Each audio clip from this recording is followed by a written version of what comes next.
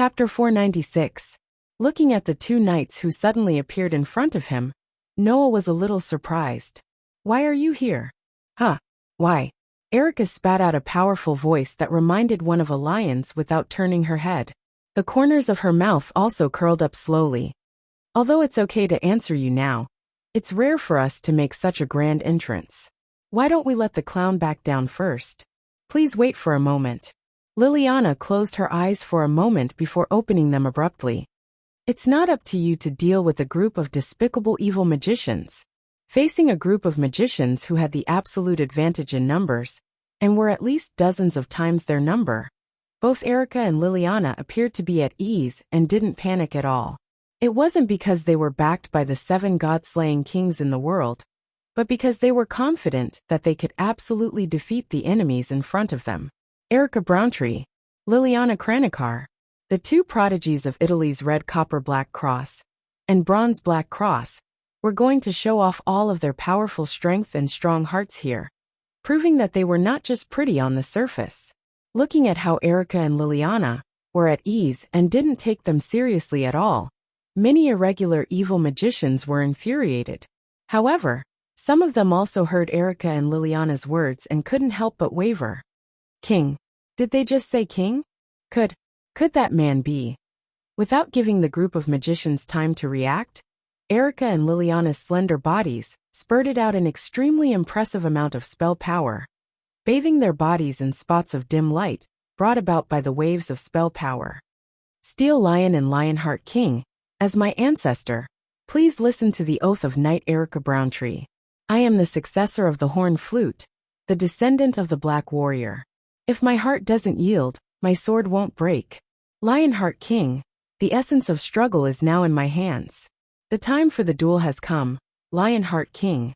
My wings, the steel that forms the phantom blades, Grandmaster Silversmith, grant me strength." Melodious words echoed from the two girls' mouths like a symphony. Wang. Two magic arrays, one red and one blue, immediately appeared in front of Erica and Liliana's outstretched palms. In the next moment, two cold weapons appeared in the center of the magic array and fell into the hands of the two girls. What fell into Erica's hand was a long sword as slender as a Western sword and as sharp as a knight's sword. It was a famous weapon called the Lion King's Heart, which was Erica's only weapon and favorite sword. What fell into Liliana's hand was a silver-white military knife. It was called the Grandmaster Silver Craftsman, and it was a weapon that was no less valuable and powerful than the Lion King's Heart. It was said that the Lion King's Heart and the Grandmaster Silver Craftsman were originally a pair of magic swords. Their former owner was a paladin who stood at the top of Italy and was no less powerful than Paul in terms of power and status. Erica and Liliana had each inherited the pair of weapons since they were young, allowing the two famous magic swords to shine in their hands. It was unknown whether it was the person or the sword that was famous, but when the evil magicians saw the Lion King's Heart and the Grandmaster Silver Craftsman, they all clamored, You're Erica Brantley and Liliana Kranjkar?" Oh, Erica narrowed her eyes, and the smile on her face became a little dangerous. "I didn't intend to reveal my name to the shady clown, but since you've recognized me, I'll take care of you beautifully since you have such good taste." While Erica was making a declaration before the battle, Liliana had already spun the Grandmaster Silver Craftsman in her hand, and the tip of the sword pointed downward. With a slight air-piercing sound, she stabbed the silver military knife into the ground with a swish sound. "Mother who gives and takes life, give me the beacon of the dark land." The spirit of the language turned into power, causing the spell power around Liliana to surge into the ground through the Grandmaster Silver Craftsman that was stabbed into the ground. Plop! Like the surface of the water with a stone thrown into it, the ground rippled slowly with the sound of water, sweeping across the numerous magicians who were still in panic. Then, the ground suddenly turned soft as if it had turned into a swamp. The magicians standing on the ground felt their heels stick, and their bodies sank into the ground. What's this thing? Is it the magic that turns the ground into a bottomless swamp? Despicable witch! Hurry! Use counterattack magic. Seeing this, Erica smiled coldly. Unfortunately, it's too slow. With that, Erica tossed the Lion King's heart into the air. The sharp longsword abruptly pierced into a magic formation that rippled out above her head. The Lion King's heart, bestowing upon the steel lion the mission to tear, pierce, crush, defeat, annihilate, and triumph. I entrust you to this battlefield. The Lion King's heart, that was pierced into the center of the magic formation, sank into the magic formation, as if intending to take its place. As the sharp longsword plunged into the magic formation from the bottom, a gigantic steel lion emerged from the top of the magic formation, as if it had just broken through the ground. It stood on top of the magic formation and leaped forward. Bang! With a muffled sound, the giant steel lion suddenly fell to the ground. Roar! The huge steel lion raised its head and roared. Then, like a bullet fired from a gun, it pounced toward the magicians who were stuck in the ground. Ah! Cries of agony resounded in the air above the rocky ground for a long time. Ah! As the last magician let out a sorrowful cry under the bite of the steel lion, the battle came to an end. The steel lion emitted crimson light, and its body began to disintegrate into a silver-white longsword. It flashed in the air and returned to Erica's hand. As expected, the battle was one-sided. The magicians, who were dozens of times more powerful than them, were like the most vulnerable ordinary people in front of Electra and Liliana. In less than 10 minutes, they were all felled by Electra's Lion King's heart and Liliana's silver master craftsman. Looking at the black-robed people lying on the ground, Noah, who was waiting on the side with his arms crossed, sighed. Then, he narrowed his eyes and looked grumpily at Erica and Liliana, who were walking toward him. Now, can you tell me why you're here? Erica smiled mischievously. I think His Majesty should have guessed it. We used tracking magic and followed His Majesty here. Liliana answered Noah's question solemnly and lowered her head. I'm really sorry for tracking His Majesty without His Majesty's permission. But His Majesty, we had no choice. Noah curled his lips as he looked at the two young ladies in front of him, who spat out different words, but had the same matter-of-fact expression, without the slightest hint of regret or guilt. In other words, you're still worried about letting me wander around Italy, so you chased after me and decided to keep an eye on me, right? Erica and Liliana immediately looked at each other. If we say no, I don't think His Majesty will believe us. So we don't intend to hide it. That's one of our purposes, Erica said with a sweet smile. However, that's not important. What's important is that we feel that although you're not as uninterested in things other than fighting as Sarbatli, you should need someone like Andre by your side. Please let us follow His Majesty, Liliana said solemnly. With the reputation of Bronze Black Cross on the line, Liliana Kranikar will definitely protect His Majesty.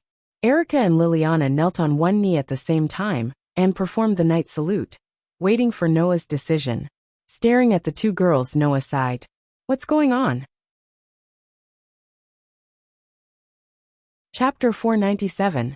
Alim. After a while, Noah told Erica and Liliana about how he met Athena last night, followed her here, discovered those evil magicians, and came to this ruin. After understanding the whole story, Erica and Liliana fell silent almost at the same time. They looked at the evil magicians lying on the ground with hostility in their eyes. What a loss of composure! Liliana expressed her inner emotions directly. Although the losses caused by the battle between the two kings made the magic societies in Italy focus most of their attention on the crater, which is why they didn't discover the petty tricks of these despicable people, none of the magic societies discovered the situation here. It's really a loss of composure on the part of the magic societies in Italy. There's nothing we can do about it, Lily, Erica analyzed calmly. After all, Italy is basically controlled by various magic societies in secret now. Even if there were any ruins, they would have basically discovered them. Who would have thought that there would be undiscovered ruins hidden in this place? Or maybe someone discovered it, but didn't explore it, right? Noah made sarcastic remarks as if it had nothing to do with him.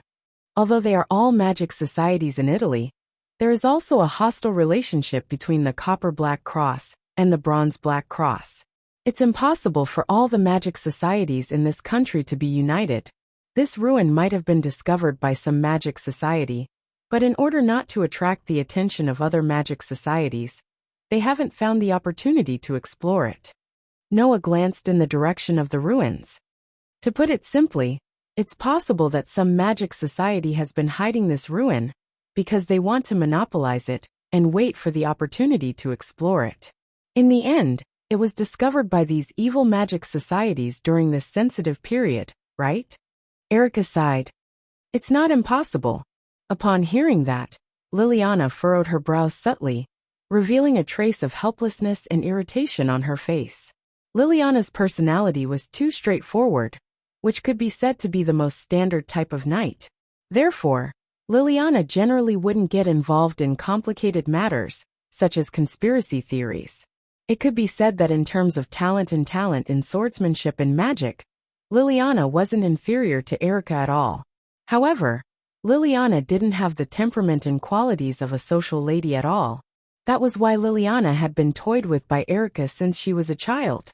Liliana could also understand the various speculations of Noah and Erica, but it was difficult for her to participate in the discussion. The only thing Liliana could do was to express her feelings without hiding anything. Hence, Liliana said as if she was having a headache. I didn't expect that even a goddess like Athena would appear and look for the snake.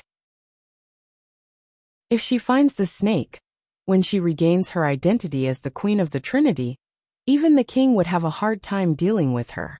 Indeed, Erica also furrowed her brows cutely. It's fine if it's an ordinary Athena, but this Athena actually has the possibility of recovering her identity as the Trinity. That's really a terrible divine spark. Once Athena retrieves the snake, it will be really troublesome. Hearing Erica and Liliana's words that came from the bottom of their hearts, Noah was stunned for a moment before he came to his senses. Wait, do you know what Athena meant by the snake and the Trinity? Erica and Liliana nodded heavily at the same time. That goddess is really too famous, but unfortunately, the Athena you know is slightly different from this Athena, Erica said to Noah. Your Majesty, do you think that this Athena is the goddess of wisdom and war in Greek mythology? Huh. Noah was taken aback. Isn't she? Yes, but not all of them. Liliana replied. Your Majesty, you said that this Athena claims to be a queen who once had everything and then lost everything, and a goddess of the Trinity. Then, the Athena in Greek mythology is just a part of this manifested goddess. Athena, Métis and Medusa. Erica directly revealed the true identity of the goddess that Noah encountered by chance. The Trinity means that this Athena has 3 divine sparks, which are not inferior to the highest gods at the level of the King of Gods, and the King of Gods at all. Snake. That was the essence of Athena. Athena had always been a goddess closely related to snakes. And when snakes were mentioned, the first thing that came to mind was Medusa, who was also closely related to Athena. Athena and Medusa were originally the same goddess. That was before the myth of Athena and Medusa spread to Greece, and became the myth of Athena and Medusa in Greek mythology. Tracing back to the origin, in fact, Athena was the monster of snakes. No, it should be said that she was the goddess of snakes. Not only that, in Greek mythology, Métis, the goddess of wisdom who was Athena's mother, was also originally Athena. Athena was originally not a goddess of Greek origin, but a goddess of the earth who was born in North Africa and worshipped by the entire Mediterranean Sea. At that time, Athena had many other names and images. Métis, Medusa, Nat, Yanata, Ashrat, and other such mythical beings were originally clones of the original Athena, which could be said to be Athena's sisters. Athena was not only the goddess of the earth, but also the god of darkness who ruled the underworld, and the goddess of wisdom, who controlled the wisdom of the heavens. Because Athena was always accompanied by these 3 attributes, she became the goddess of the Trinity. These were the characteristics of Athena, and as the characteristics of the god of war, they were only added to Athena's divine sparks with the changes of time. The god of Hades who managed death and the greatest disaster, which was related to war, became the god of war, which was very reasonable. Then, the key to the birth of the Trinity of Athena was the snake. Although the cow, sheep, pig and other creatures were also used to symbolize the harvest of the earth, In fact, Athena's essence was the snake. This was the most ancient goddess of the earth, which was also the key to the mother of the earth. Life would go through the stages of birth, growth, maturity, aging, and death. The grains of the earth would also go through the 4 stages of growth in spring, lush in summer, bear fruit in autumn, and wither in winter. Therefore, the snake was the true ancient symbol of the mother of the earth. After several molts, the snake would go through a cycle of hibernation and awakening.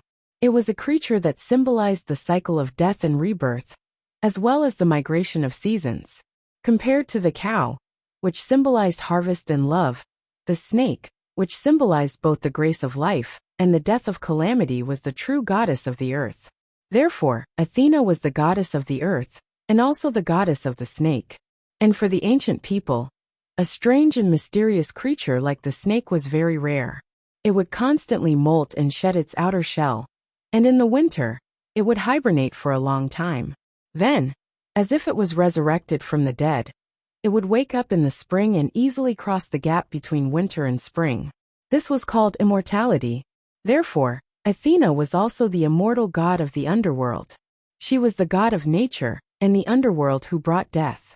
This was why Athena was the goddess of the earth and the god of the underworld at the same time. Moreover, the underworld imagined by the ancient people basically existed in the dark underground. It was a winter world shrouded in darkness. Therefore, the time dominated by darkness, namely night, was probably also a part of the underworld. Therefore, Athena was also the goddess of darkness. As the goddess of the earth who brought grace, Athena was the goddess of darkness who controlled the underworld, and the goddess of wisdom, who controlled wisdom. The 3 types of divinity gave Athena a supreme status. This made Athena have the characteristics of a bird, in addition to the essence of a snake. Bird? Noah was stunned. Why are you talking about a bird again? Erica and Liliana nodded to each other and revealed the true identity of the supreme goddess, the Trinity of Athena. Chapter 498. In addition to the word snake, Athena also had a deep relationship with the word bird. Medusa, the goddess of snakes with evil eyes, was the best evidence to prove the close relationship between Athena and birds. The 3 Gorgon sisters, including Medusa, not only had snake hair, they were also said to have golden wings on their backs. The second of the 3 Medusa sisters, Euryale, meant the one who flies far away, while the youngest sister, Medusa, was the winged Pegasus mother. In the Mediterranean region, there was an ancient portrait of Medusa. In this portrait, Medusa was holding a snake with both hands and had a bird on her head, which clearly showed the close relationship between snakes and birds. However, what really connected Athena and birds was her identity as the goddess of the earth and the underworld. A long time ago, the ancestors of humans believed that birds had the magical power to fly between the other world and the modern world. Moreover, the souls of the dead would turn into birds and fly into the sky, or be guided by birds into the underworld. In order to go back and forth between the earth and the underworld, the snake, that symbolized the earth, and the bird, that symbolized the underworld, were combined and became the symbol of Athena, the goddess of the earth and the underworld. Therefore, the word bird was added to the word snake, and Medusa became a winged snake, or a winged snake. The original Athena, who had not yet been spread to Greece and became a goddess of Greek mythology, was a winged snake, the goddess of life and death worshipped by the ancient people. She ruled over the earth and the underworld, and controlled the wisdom of the heavens. There was no doubt that this Athena was the highest existence among the gods. This was not a random divinity, but the true form of Athena before it was spread to Greece. After all, at that time, society was still dominated by women, and it was not surprising that the goddess of mythology was a queen. Therefore, Athena was the goddess of the gods at that time, the queen of the gods with the highest authority. This was the true Athena, the highest existence among the gods. However, the society of women's supremacy soon ended, and men began to replace women, becoming the real masters of society. Under such circumstances, myths began to be falsified. The goddesses, led by Athena, were chased down from the highest throne, and the male gods with military power began to rebel. The myth of a female-dominated society was wantonly changed by the men, who ended the female-dominated society. The era of the queen came to an end, and the era of the king began. The supreme deity changed from the matriarchal Earth Mother to the strict Father God. Thus, starting from Zeus, the king of gods was born. As a result, Athena's identity as the queen of the divine realm, who ruled over the Mediterranean Sea, became a downtrodden and obedient queen. Under the situation where myths were altered by men, the oldest Athena and her clones fell and became the wife, sister, or daughter of the king of gods, losing their past glory. Not only did Athena become Zeus's daughter, but Metis was also humiliated by Zeus, and his intelligence was taken away. Medusa even degenerated into a monster. Not only that, but Hera and Aphrodite in Greek mythology were also the same as Athena, the Mother Earth whose myths had been tampered with. They had the same origin as Athena, and they were both goddesses of life and death. The defeated Mother Earth turned into a winged serpent, which was also mentioned in the myths.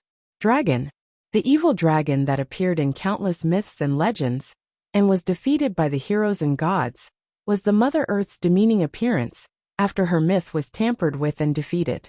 It wasn't because they were evil monsters that they were defeated. Instead, it was because the victors wanted to fabricate their own legitimacy and smear the losers as evil monsters. Then, they spread the story of how they destroyed the monsters and established such a myth. Because of this, the winged serpent, which was also a dragon, turned into a monster in the myths, and the divinity of the Mother Earth was also denied. The Athena in Greek mythology was one of the queens of the gods and the divine realm after her myths had been tampered with. Metis, who was reduced to Zeus's wife, was also a part of the queen who ruled over the Mediterranean Sea. Liliana finally said, and the essence of this great queen of the gods, Medusa, who represented the snake, was tampered with to become the banshee that Athena sent the heroes to kill. Perhaps it was because of this conflict that the Athena who appeared lost the essence of the snake? In other words, once Athena finds the snake that she lost, the goddess will be restored to the queen of the gods who once ruled over the Mediterranean Sea and the divine realm, the highest goddess of the Trinity.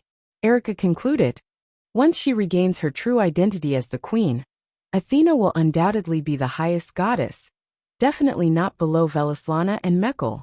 Hearing all this, Noah was suddenly enlightened. No wonder Athena said that she was the queen who once had everything, and then lost everything. In this way, Athena was not as simple as the goddess of wisdom and war in Greek mythology, but the queen of the earth, darkness, and wisdom of the divine realm. Thinking about it carefully, the darkness that filled Athena's body with the aura of death last night was the best evidence to prove that Athena was the goddess of darkness in charge of the underworld. At that time, Athena had lost her most essential snake, and her identity as the goddess of the earth was taken away. She could only exercise the authority of the goddess of darkness and wisdom. Presumably, compared to when she was in her complete state, her power should be much weaker. That was why Noah felt that Athena at that time was not difficult to deal with at all. However, if Athena were to take back the snake, it would be a different story.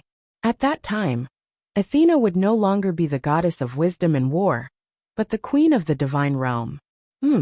At this moment, Noah felt that one of the patterns in his heart that connected the 10 avatars suddenly lit up for no reason, as if it had turned into a dried-up lake that had been injected with a large amount of water, causing a part of Noah's power to become active.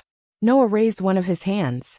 That hand was shining with a golden radiance, illuminating the surrounding space resplendently. That is, Erica and Liliana also saw this scene clearly, and were stunned on the spot. Noah, on the other hand, seemed to understand something.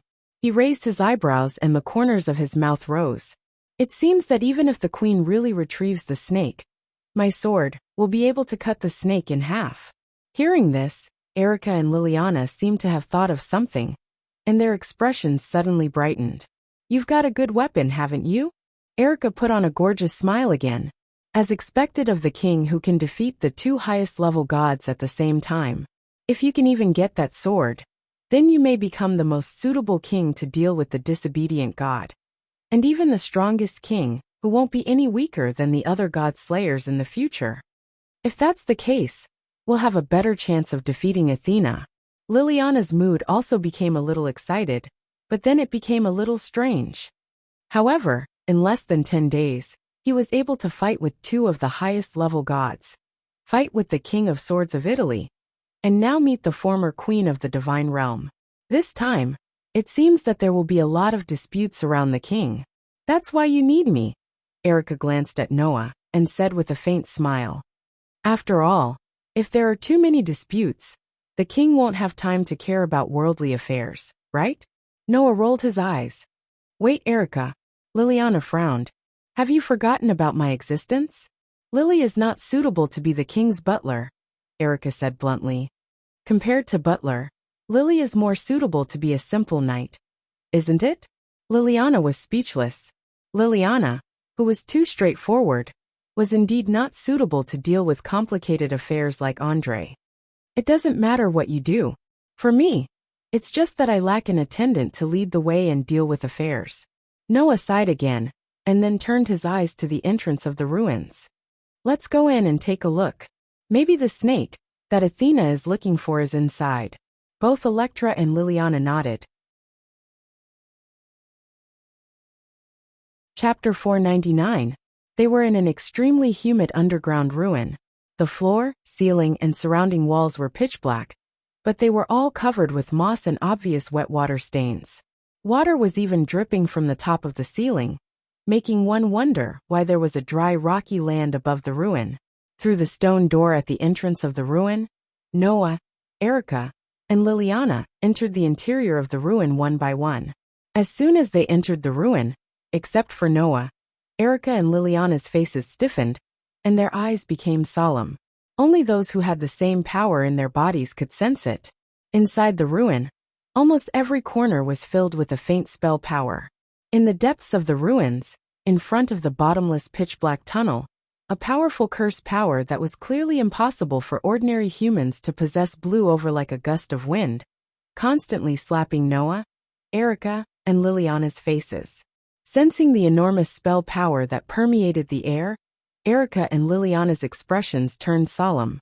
Now I'm sure that even if there's no Athena's snake in this ruin, there must be something incredible sleeping there. Erica's face was solemn, but there was no fear in her eyes. I guess it's at least something related to the god of disobedience.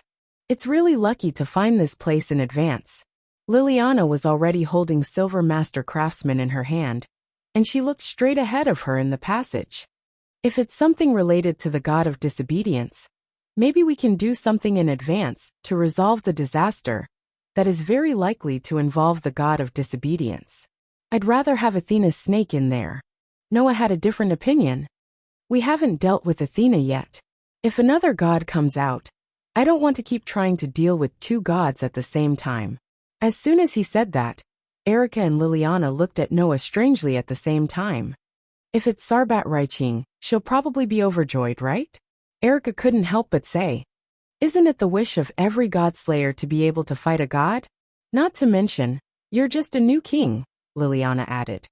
Although you have killed two gods at the same time, you only have two powers at the moment. Compared to the other deicide, it is too little. Even you have 4 powers. Don't you want to kill more disobedient gods to increase your own strength?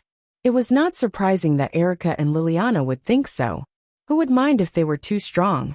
Not to mention the power of God. Once he succeeded, he would be able to increase his strength to a certain extent.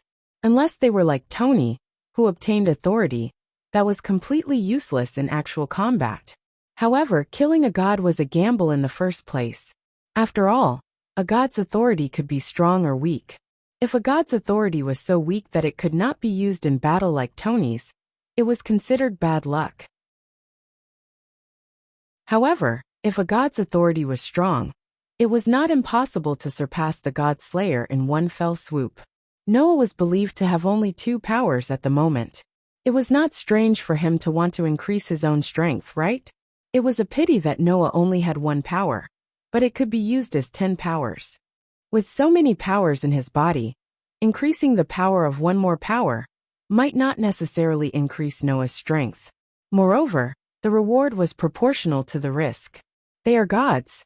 Do you think they are mosquitoes that you can swat whenever you want? Noah replied impatiently, It's good to be able to increase my strength, but I have to be alive to use it. Instead of fighting two gods at the same time, and not knowing when I will be killed, I prefer to fight steadily and surely. Even if I want to fight, one is enough.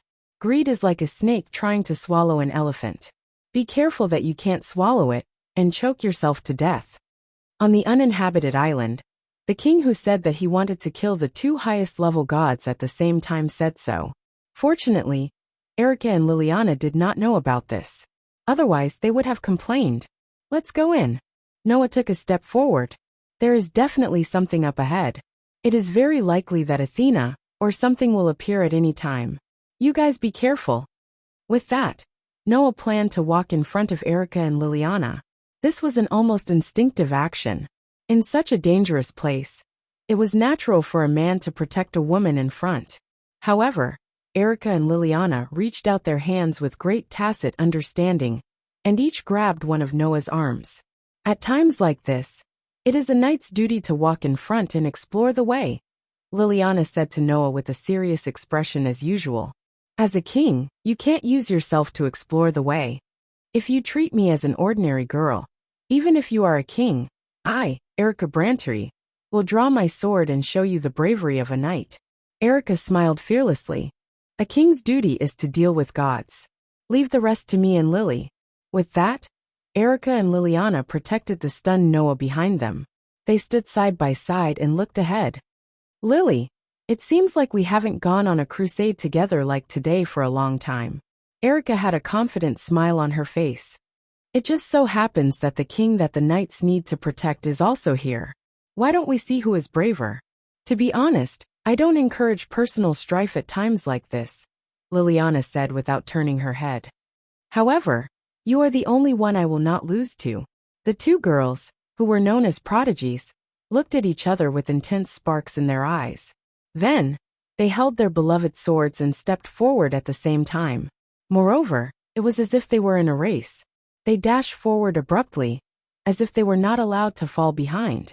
Only then did Noah react.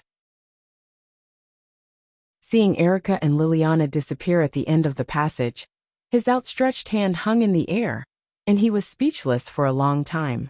In the end, Noah squeezed out a sentence in a speechless manner. What happened to the protection? Noah, who chased after them half leisurely and half helplessly, soon discovered Erica and Liliana who had stopped. Hey you, Noah called out instinctively, but the scene that appeared in front of him made his voice come to an abrupt halt, and his footsteps came to a halt. The scene before Erica and Liliana could be described as hell. Corpses in black robes, puddles of bright-colored blood, small pits that popped out from the ground. There were also black snakes that crawled out of the pits, wrapped around the black-robed figures, and tore them apart crazily. Needless to say, the black-robed figures were the companions of the evil magicians outside. These magicians also held various tools in their hands, such as ordinary shovels and some unknown magic tools. It was obvious that they were excavating this ruin. Liliana's expression was unprecedentedly solemn. Even though he deserved to die, he still makes people feel uncomfortable. Is this the capability of an illegitimate magic association? Erica sounded rather helpless too. Generally speaking, for ruins like this that have obviously not been excavated, the source must be investigated in advance. Then, a professional geomancer will investigate and determine the degree of danger before excavating. These illegal magic associations naturally don't have such a formal response. It's understandable that they ended up like this, because they were in a hurry to excavate the ruins. The so-called geomancer technique referred to magic that was similar to feng shui. It was a ritualistic magic that allowed one to see the geomancer and spiritual energy of the land and manipulate them to bring benefits to oneself. Those who knew geomancer techniques were geomancers. If a geomancer were to investigate the ruins, they would be able to see the geomancer and spiritual energy inside the ruins and detect all the dangers, thus preventing the loss of personnel and slowing down the progress. Unfortunately, the average evil magic association wouldn't have such a formal way to deal with it. Barging in rashly would naturally result in this outcome. At this moment, the black snakes that were biting the black-robed figures made creepy sounds, attracting the attention of Noah, Erica, and Liliana. Then, the three of them realized that all the black snakes were aiming their glowing green eyes at them. Chapter 500. Black snakes that weren't too huge lifted their heads from the corpses of the black-robed people lying on the ground. Their small heads were aimed at Noah, Erica, and Liliana, and they flicked their forked tongues and let out chilling hisses. Rustle. Then, sounds of friction against the ground could be heard. Upon a closer look, the black snakes were emerging from the small pits on the ground. Together with the black snakes coiling around the corpses of the black-robed people, they crawled towards Noah, Erica, and Liliana like ants swarming out of an ant nest. Erica and Liliana tensed up. They raised Lion King's heart and Silver Master Craftsman at the same time, and aimed at the group of black snakes crawling towards them. Faint traces of spell power were attached to the swords. Noah, who was standing behind Erica and Liliana, stared at the black snakes crawling towards them. After a while his eyes flashed, and he suddenly spoke. "Be careful, those aren't ordinary black snakes. These snakes have traces of spell power on them, and they don't have the aura of living creatures. They aren't real living creatures." Upon hearing that, Erica and Liliana discovered that each of the black snakes was shrouded in a faint layer of spell power. These curses were extremely weak. Even if they were used to cast the lowest level of magic, there would be a problem of insufficient quantity. However, if all of the black snakes had curse power, then the total amount of curse power would be extremely impressive. "Lily!" Erica immediately shouted. "I know," Liliana responded almost at the same time. She raised the saber in her hand and placed it vertically in front of her. A large amount of spell power gushed out of her body. The essence of fantasy, the steel that plays beautiful melodies. "Please give me invisible wings." Liliana condensed all the curse power in her body onto the Grandmaster Silver Craftsman. She stretched out her empty hand and flicked the blade of the silver military knife. Ding! Along with a pleasant bell-like ringing sound, the curse power covering the Silver Master Craftsman reverberated like a sound wave, sweeping across the black snakes on the ground. The black snakes crawling towards Noah, and the other two suddenly froze in place, as if they had been petrified, unable to move at all. The magic sword Silver Grandmaster Craftsman was a steel that could play beautiful music. It could play all kinds of magic tunes and use them as secondary weapons. They had the effect of disturbing the listener's heart, weakening spell power, robbing physical strength, and so on. The effects varied according to the different magic tunes. Just now, Liliana had played a demonic tune that could weaken the spell power and steal the physical strength of the black snakes on the ground, depriving them of the faint spell power and even their physical strength, rendering them unable to move. Erica's Silver Master Craftsman. Argus, Stropes, Brontes, grant my sword the protection of thunder. As soon as she finished speaking, a series of crackling electric currents echoed from Erica's Silver Master Craftsman. A burst of intense electric current lit up the entire dark underground. Go! Erica threw the Erica's Silver Master Craftsman, with lightning flashing on the sword like a spear. Like a bolt of lightning breaking through the air, the Erica's Silver Master Craftsman shot out and landed in the middle of a dense group of black snakes. Beep, beep, beep. The lightning that was originally surrounding the Lion King's heart was like boiling water. It began to boil, and through the body of the sword that was inserted into the ground, it suddenly spread out in all directions like a spider web, crazily crossing each other on the ground. Pa pa pa pa.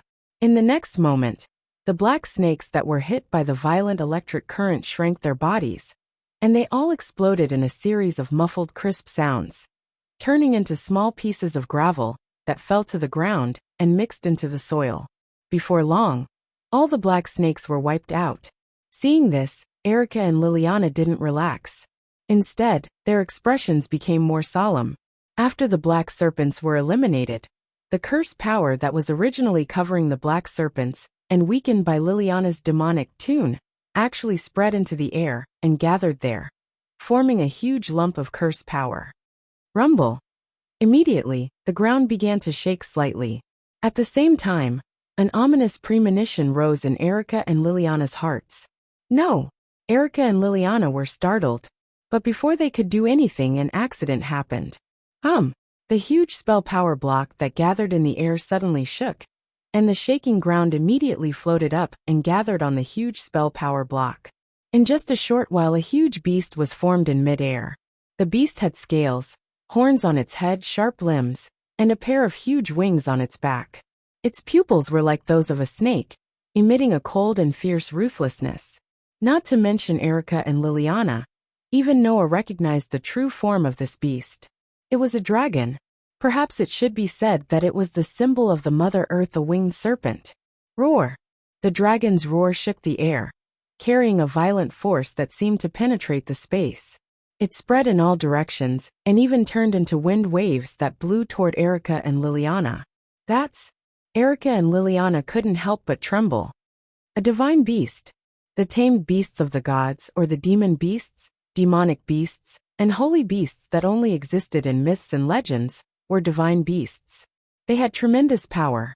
Once they appeared on the ground, except for the godslayers or the god of disobedience, only the holy knights, who stood at the peak of human beings, had the power to fight them. Unfortunately, although Erica and Liliana had amazing talents, they couldn't rival the holy knights, who stood at the peak of human beings, when they were still underage. It was already impressive for them to reach the rank of Grand Knight. However, if it was only a Grand Knight, then it would be a little difficult for the two of them to deal with a mythological beast. Roar! The vicious dragon, which was 3 to 4 meters tall, and whose head almost touched the ceiling, raised its head and roared. Then it raised one of its dragon claws and swung it forward. Whoosh! A sharp sonic boom immediately rang out, kicking up a violent gale that flashed through space, heading in the direction of Erica and Liliana. Erica and Liliana's hearts skipped a beat. They hurriedly raised Lion King's heart and Silver Master sword in their hands, and added strong spell power to the swords, trying to resist the vicious dragon's blow. Clang! However, in the loud sound of steel colliding with steel, Erica and Liliana grunted at the same time. In the sparks and strong wind, they bounced back as if they had hit a wall, and didn't stabilize themselves until they took more than a dozen steps back. At that moment, a ferocious glint flashed in the evil dragon's eyes. It raised its claws once again and swung them at Electra and Liliana, in a strong gust of wind, and an ear-piercing sound. Oh no! It was already too late for Electra and Liliana to react. Just when Erica and Liliana were about to use magic to strengthen their physical defenses to resist this blow, an indifferent voice sounded. Stop it! Although the voice was very soft, it echoed clearly. At the same time, a strange curse power filled the entire space. It was as if the entire space had turned into an invisible swamp, becoming sticky. Under such circumstances, the vicious dragon's sweeping blow seemed to have fallen into a swamp called space. It froze and couldn't move anymore. Roar! The vicious dragon's eyes flashed with a bloody light. It tried desperately to twitch its arms, but it couldn't move at all. Soon after, the indifferent voice sounded again. Who told you to move? With just this one sentence, the evil dragon's body suddenly froze in place, and there was no longer any trace of movement. Erica and Liliana's eyes widened. What's going on? Chapter 501. Roar! The gigantic evil dragon let out a low roar. Every corner of its scaly body was clearly twitching. However, it was as if something was tightly squeezing it into that space. It couldn't move at all. It could only let out a series of angry roars, causing the surrounding air to vibrate continuously. Erica and Liliana seemed to have thought of something. They turned their heads abruptly and looked behind them. There, Noah's whole body was fluctuating with an extremely terrifying spell. His eyes seemed to be flashing with a dim light as he muttered to himself. I use these words to provoke the gods in the sky. Exercise this magic power. Chant this spell. make everything in the world bow and kneel. It wasn't an exaggeration to say that the word spirit turned into a soft echo like a declaration. It wandered in the dark space of the underground ruins, making the fluctuation of the spell around Noah's body slowly wander and fill the entire space. It was because of the existence of the spirit of speech that could provoke the gods, and the enormous power of the curse. The mythological beast, which was a great enemy to humans, was like an obedient pet under the command of the king, who killed the gods. It no longer moved, and even its roar was full of fear. Only then did Erica and Liliana realize what was going on. Noah used authority. That was one of the authority called the 10 Incarnations Priest. Priest, the incarnation formed by combining Welislana's youth incarnation and Noah's rune magic. Using this incarnation could obtain the ability to protect and dominate, shelter and make humans obey. Only when using this incarnation could the user use the rune magic. Combined with the authority itself, the power of the rune magic was greatly increased, and it was also independent. It didn't need to be in contact with the magic base plate to use magic equivalent to the authority. Welislana was the guardian of the royal authority and the people, and the embodiment of this nature was in Welislana's youth incarnation. When using the youth incarnation, not only could Welislana protect the people he protected and make them obey, but he could also interpret the royal authority itself in words. That was domination. When he was fighting with Noah on the uninhabited island Welislana, in the state of the incarnation of the young man, made the waves retreat with a single word, and made the sand sword form with a single word, vividly reflecting the word control. Now, Welislana's youth incarnation and Noah's rune magic had combined to form a new incarnation priest. After all, language and writing originally had a close relationship that couldn't be separated from each other.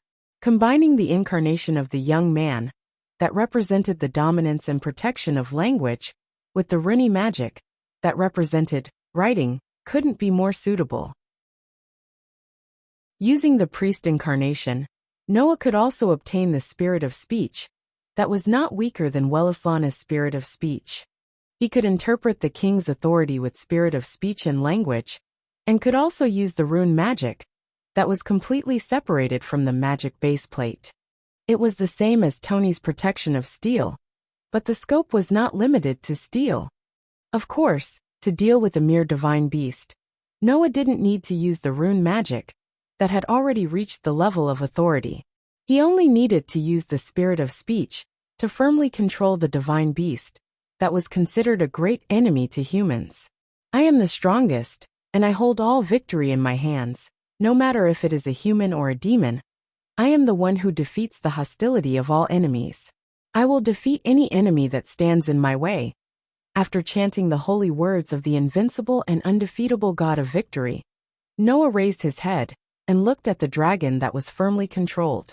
A glint flashed across his dark eyes. Just like those black snakes, undoubtedly, there is no breath of life in its body at all.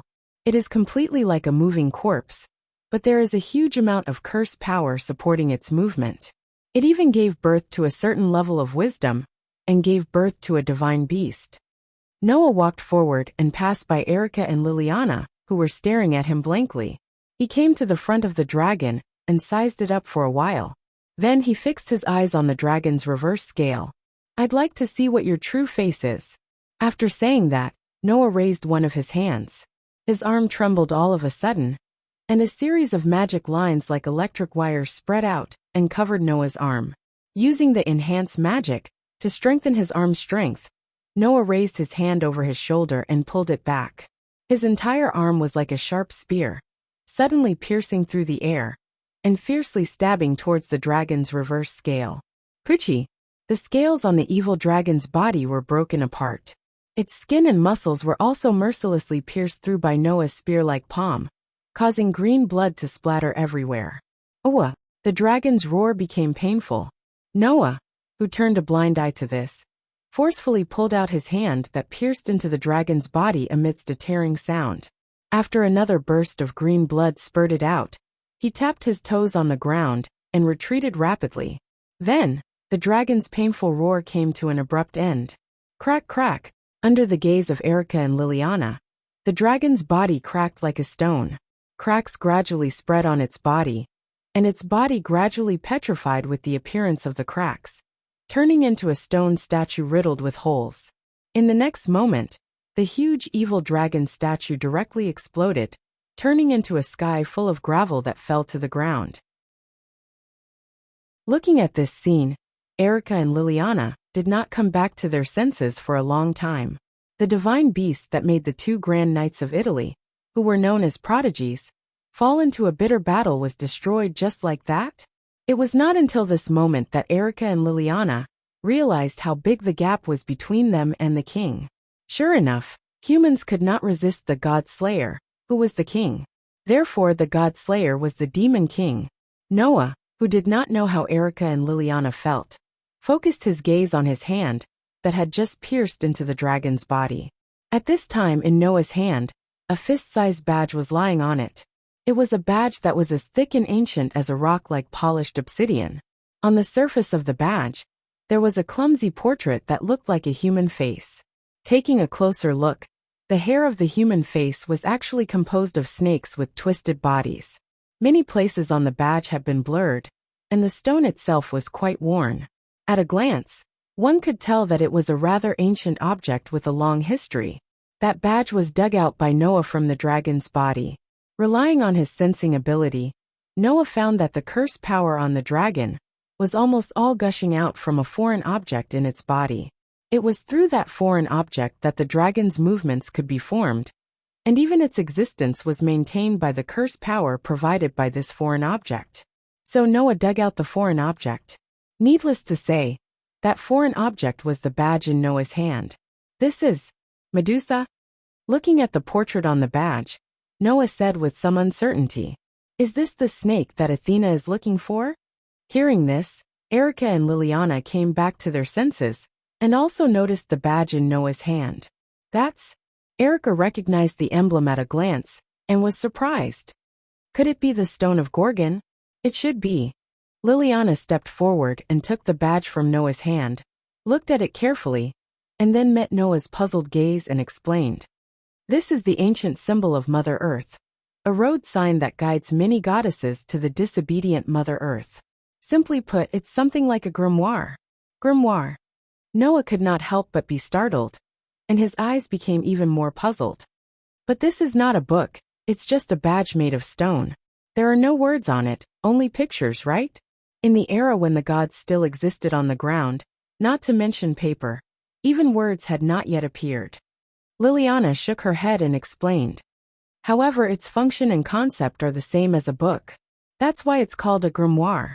However, other than the oldest Mother Earth goddess like Athena, it doesn't mean anything else.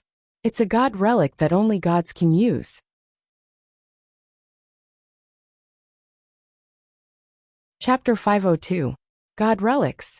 To put it simply, they were props and tools used by the gods during the mythological era. These god relics only reacted to the power of the gods, but they could not be used by the god slayers. The only ones who could use them had always been the gods. Of course, it was also possible to find a way to use the god relics in a more roundabout way. But in general, humans still could not use god relics as they wished. Only the gods could use specific god relics without any means. The Stone of Gorgon was such an existence. It was the symbol of Mother Earth. It was a god relic that only the oldest Mother Earth could use. Not only could such god relics be used by the oldest goddess, but humans could not find any other way to use them. It was a god relic that only the Mother Earth could use.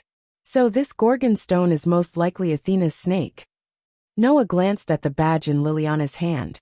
It's engraved with a Medusa-like pattern, and only the oldest Mother Earth could use it.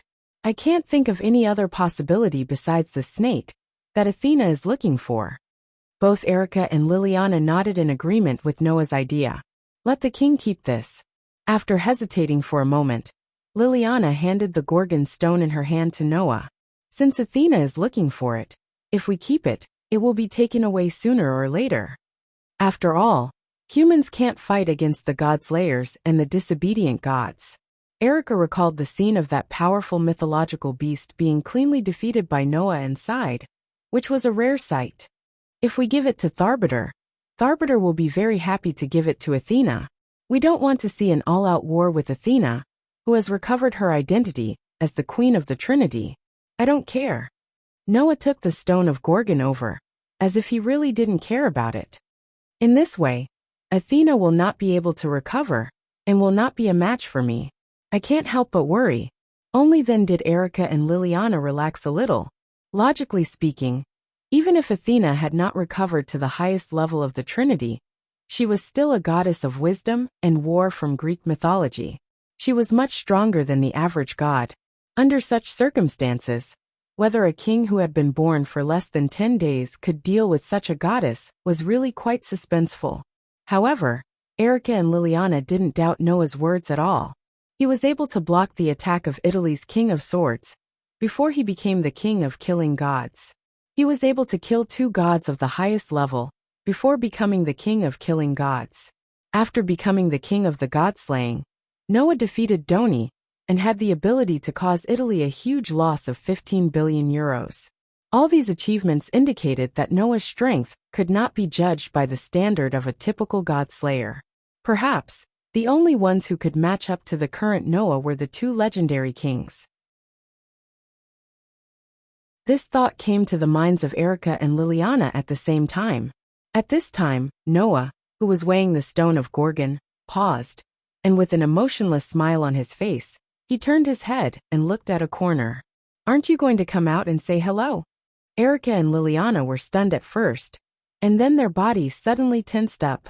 They turned around abruptly, pointed the heart of the Lion King and the master silver craftsman in their hands at the place where Noah was looking at, and activated the spell. The whole place suddenly fell silent. But the next moment, a fog-like darkness suddenly rose from the corner where Noah, Erica, and Liliana were facing, and gradually turned into a petite figure. Who else could it be but Athena? The dark eyes like a snake and a bird turned and fixed on the stone of Gorgon in Noah's hand, and the darkness around Athena fluctuated slightly. That was not just pure darkness. As the dark goddess in charge of the underworld, Athena's darkness often represented a kind of power. Death. Feeling the dark aura of death fluctuating around Athena, Erica and Liliana's hearts were already beating violently. Even though they were known as prodigies and had attained the rank of Grand Knight before they were minors, Erica and Liliana were still just ordinary humans after all. If there was a protective magic spell, it would be fine. But if there was no protection, and they came into direct contact with the darkness around Athena, then Erica and Liliana's lives would be cursed and inevitably dragged into death, until their lives were completely exhausted. With that in mind, Erica and Liliana instinctively cast defensive magic, covering their bodies in a faint glow. However, Athena did not even look at Erica and Liliana. She just looked at Noah, or more accurately, at the stone of Gorgon in Noah's hand, and her expressionless delicate face sank slightly. Am I still one step too late after all? What? Noah curled his lips and smiled. Do you need me to comfort you? Athena stared at Noah speechlessly, and after a while, she turned her eyes in a direction. It was an altar at the end of the ruins. In the center of the altar, there was a lake-like spring.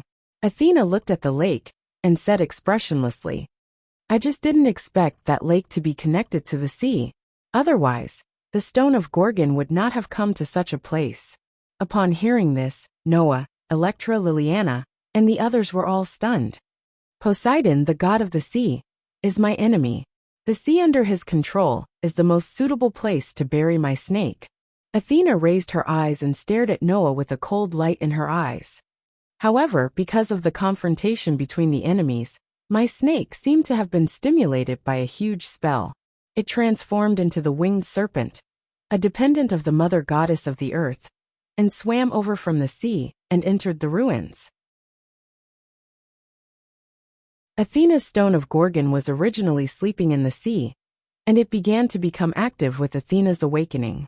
If there were no accidents, the stone of Gorgon, which was active because of Athena's awakening, would drift with the sea current, and as long as it was not found and salvaged by others, it would eventually return to Athena. However, because of the huge spell generated by the battle between Noah and Tony, The stone of Gorgon seemed to be stimulated again, and turned into a winged serpent, and swam into the ruins. Since the lake on the altar of the ruins was connected to the sea, it could explain why the stone of Gorgon swam into the ruins. However, my snake is not so easily stimulated. Athena's dark eyes flashed with wisdom as she stared at Noah. Unless, O God Slayer, you have the power to stimulate the stone of Gorgon, such as the same snake, or snake slayer divine power. Noah's eyes suddenly narrowed. The snake that represented Athena's essence was the winged serpent, which was a dragon. In one of Noah's 10 incarnations, the Dragon Man incarnation did indeed have the ability to transform Noah's body into a body that was comparable to that of a giant dragon and had the effect of causing great damage to dragons. In other words, Athena's guess was completely correct. As expected of the goddess of wisdom, she easily guessed one of the powers that Noah had never used. At that moment Noah laughed. Regardless of the process, Athena, your snake, is indeed in my hands now. Without the divine power of the Queen of the Trinity restored, do you think you can still take away your snake from me? This sentence made the atmosphere at the scene become heavy all of a sudden. Athena continued to stare at Noah with an expressionless face. Noah, on the other hand, responded with a calm expression. Erica and Liliana, on the other hand, were sweating profusely. After a long time, Athena suddenly smiled. Strength is not the only thing that can be used as a weapon. Even if my strength is not as good as yours, I still have wisdom that no one can match. With that said, Athena gave Noah a deep look. I will come to you again. With that, Athena's body was covered by a burst of darkness and disappeared. Noah quietly looked in that direction, not saying a word.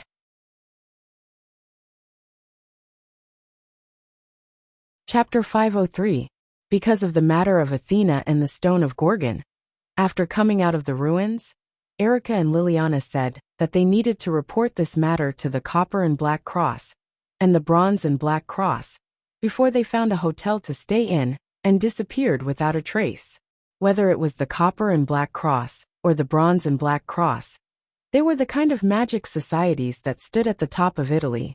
Therefore, as long as it was still in Italy, except for a few places, there were branches of the Copper Black Cross and the Bronze Black Cross in many cities. Even on holiday islands like Sardinia, there were members of these two magic associations active. Because of this, the whereabouts of the god of disobedience who appeared in Italy were generally the fastest to be known and reported to the magic societies they belonged to. If they wanted to deal with the god of disobedience, this level of response was more or less necessary. Noah also met the heads of the branches of the Copper and Black Cross and the Bronze and Black Cross in this city. The other party seemed to have known about Noah's identity for a long time. Even if they knew that both Erica and Liliana were popular prodigies in the two magic societies, the two heads did not pay any attention to Erica and Liliana. Instead, they were submissive to Noah, as if Noah was their boss. Erica's uncle was the commander-in-chief of the entire Copper and Black Cross, and the entire Copper and Black Cross was completely under his control, and Liliana's grandfather was also in charge of the Black Cross. That was to say, whether it was Erica or Liliana, just based on their identity alone, they were definitely the princesses of the Copper and Black Cross, and the Bronze and Black Cross.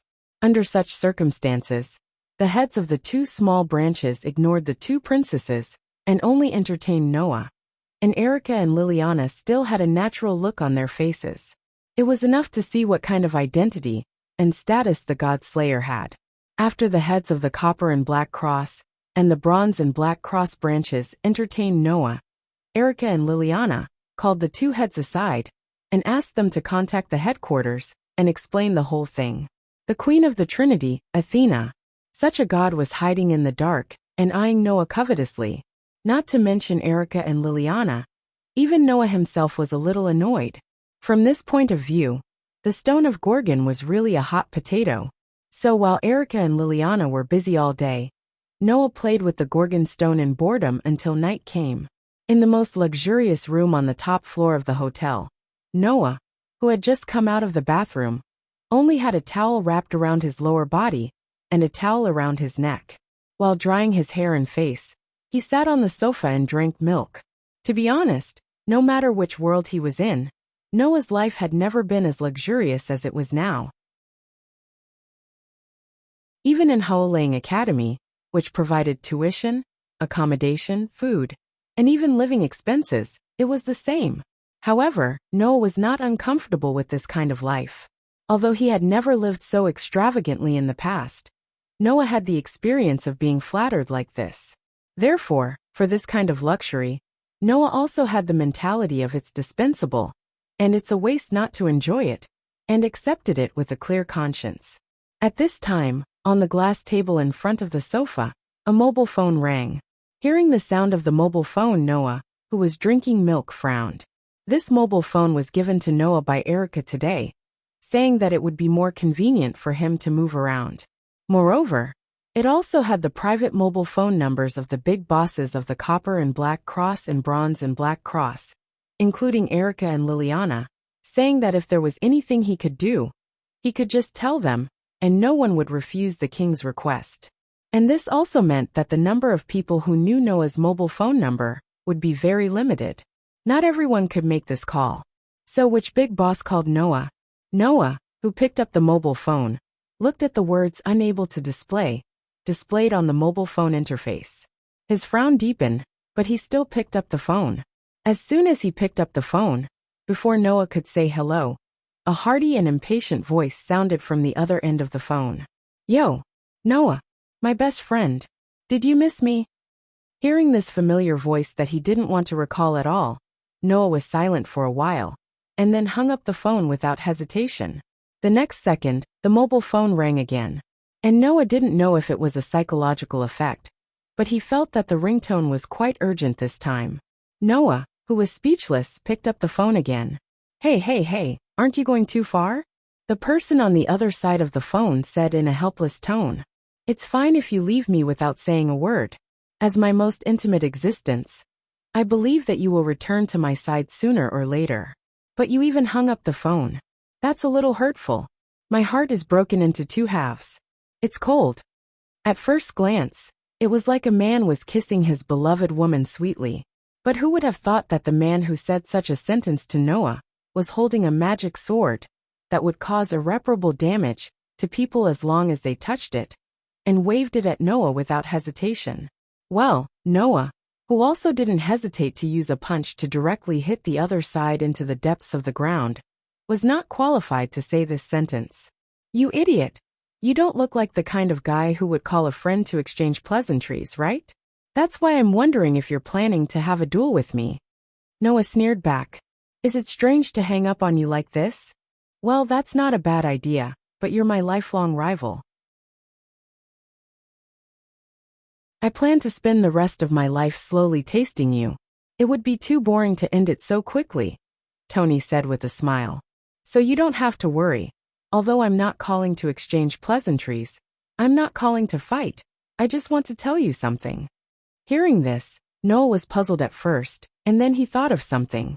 What you're talking about? Don't tell me you're referring to the stone of Gorgon. Oh, Tony cried out happily. In other words, the stone that can attract the Trinity Queen Athena is really with you? Why?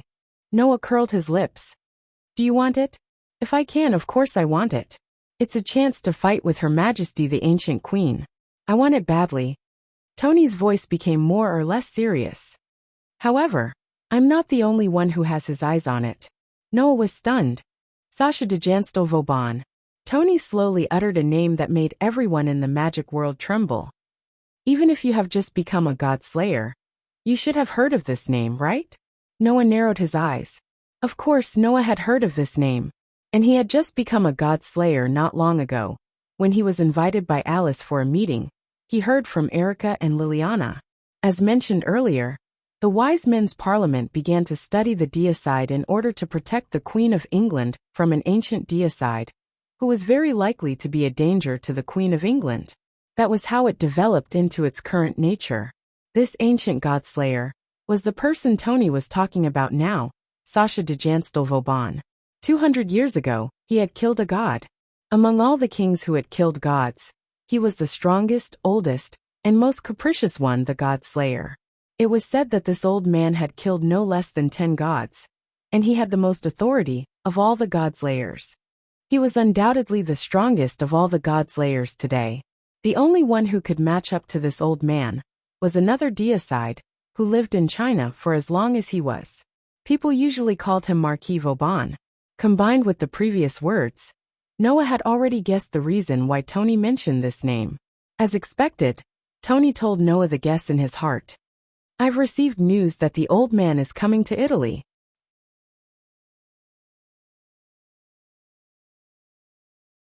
Chapter 504. Today's oldest God-slayer was heading to Italy and would arrive in a few days. This was the news that Tony brought to Noah. Troublesome characters are coming one after another. Holding the phone, Noah sighed, and then asked Tony on the other side of the phone. That so-called old man is also coming for the stone of Gorgon? Other than that, there's no other reason for the old man to come to my turf, Tony said in a playful tone, which surprised Noah. After all, no matter what, with my relationship with him, it would not be surprising if we killed each other one day. What? Noah raised an eyebrow. Do you have a grudge against him? I don't know if it counts as a grudge, but there must be a grudge between us, Tony said indifferently.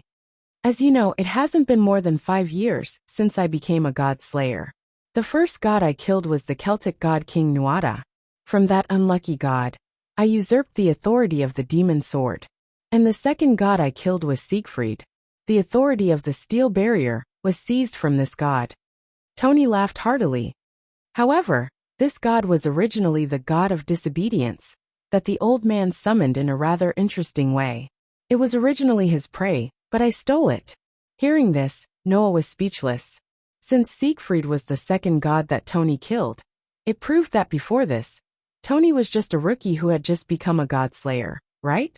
He had just become a god-slayer, and he dared to steal the god of disobedience that the oldest god-slayer spent a lot of effort to summon? This guy was really an idiot, and his courage was boundless. That old man was a wanderer who basically had no desires other than appetite. Other than eating food, the only thing he pursued was fighting, right? At this moment, Tony seemed to be talking about himself, and his tone became more or less thought-provoking. So, I stole his prey, and he's quite upset with me. Now he's openly stepping into my territory. If he's not here to fight me, then he's here for the stone of Gorgon in your hand that can attract Athena. In other words, there was only one reason why Marquis Woban, who was evaluated by Tony as having only a desire to fight, had come to Italy. Battle. As for whether they were here to settle scores with Tony or to take a fancy to Noah's prey, Tony was more inclined to believe the latter. I'm just a child to that old man, but gods are prey in his eyes. Compared to a child, that wanderer is undoubtedly more interested in prey, Tony said seriously. I'm here to remind you that you've been targeted by Athena, and now there's a ferocious old demon king who may come looking for you. You're working so hard, and as a good friend I can't stand it. Come on, you're just saying that to persuade me to give you the stone of Gorgon, right? Noah's words directly exposed Tony's thoughts. Also, it's not just the ancient queen and the ancient god-slayer who have their eyes on me. There's also you, an idiot who only knows how to fight other than eating. Don't say that. Undoubtedly, Tony was still smiling when his intentions were exposed. Anyway, there's an old demon king who's going to look for you, isn't there? You can have a good fight with him. How about you give me Athena? There's a serious contradiction in your words. Noah rolled his eyes. Since that old guy is after Athena like you, then the only thing he has his eyes on is the stone of Gorgon. If I give you the stone of Gorgon, then he'll turn around and look for you. To him, I'm a little brat who's younger than you, and he's even less likely to be interested in me, isn't that right? Tony obviously did not think of this, and was speechless for a moment, but he quickly said, I don't think of that kind of thing. I can't think of such a complicated thing. Anyway, if you give me the stone and that old guy comes, then we can have a fight together. That will definitely be very interesting. In other words, if the negotiation fails, you're going to act like an idiot? Noah sighed. If that's the case, then we're done. Wait. Tony seemed to realize something and hurriedly said, however, After knowing that Tony was not thinking of anything at all, and was just following his own thoughts, and calling him without any suggestions for a solution, Noah would not waste his breath on this idiot. So ignoring Tony's panicked voice, Noah hung up the phone. As soon as he hung up the phone, the expression on Noah's face slowly became thoughtful. Warband. Huh. Athena said that power was not the only thing that could be used as a weapon. As the goddess of wisdom, Athena's wisdom was also an unquestionable force. So here's the problem. Athena's snake only fell into Noah's hands today, and not even a day had passed. In such a short time, it was reasonable for Tony to know that the Gorgon stone was in his hands. After all, this was Tony's territory, and Erica and Liliana had also reported this matter to the Copper and Black Cross, so it was not surprising that Tony would know. But how did that warband find out? Although Warband lived in the Balkans and was a neighbor of the Italian peninsula, they were separated by an ocean. It was impossible for him to know that Noah had the Gorgon stone in less than half a day, right? Therefore, Noah could only come up with one possibility. Athena, it's you, isn't it? Although they were both god slayers and god slayers were at most the same kind, not companions. Even humans would scheme against each other, let alone the god slayers, who had terrible power and were absolutely capable of fighting for the world's territory. Noah suspected that it was Athena who deliberately spread the news, and even directly passed it on to Warband, so that Warband would come to him. Based on Noah's understanding of Warband, he was definitely the same as Tony. If Athena personally came to them and said to them, "If you want to duel with me, you have to help me regain my power," they would not hesitate to do so. Therefore, there were many ways for the goddess of wisdom to provoke Warband and lure him over. And even if people like Warband and Tony could not get the Gorgon stone from Noah, Athena could patiently wait for the opportunity to snatch the Gorgon stone back. Even if she failed, she could continue to regroup and lure other godslayers over. Although they were unwilling to admit it, as Erica and Liliana thought in their hearts, the godslayers were basically problematic people. If she wanted to provoke these people and use them, there were many ways to do so, right? Sure enough, a woman who is too smart is not easy to deal with, let alone a goddess. Noah could not help but complain out loud. Wouldn't it be better to be silly like Mira and Lisanna? Wouldn't that be cute? After that, Noah rubbed his eyebrows. I don't care because of Tony and Athena. I didn't sleep last night.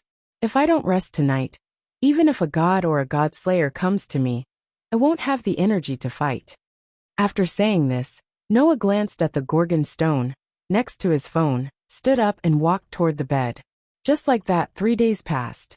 During these 3 days, Noah had been moving around the hotel and did not go far. Even if he knew that there were godslayers and the god of disobedience watching him at the same time, Noah acted as if nothing had happened and tried to walk around as much as possible, trying to find some clues about the world fragment. For Noah, competing with the godslayers and the god of disobedience was just an interlude in life, and finding the world fragment was the real goal. However, this pattern of action was really broken in the morning 3 days later, because Noah received an extremely urgent call from the branch heads of the Copper Black Cross and Bronze Black Cross. My king, Miss Erica and Miss Liliana were taken away by Marquis Warband.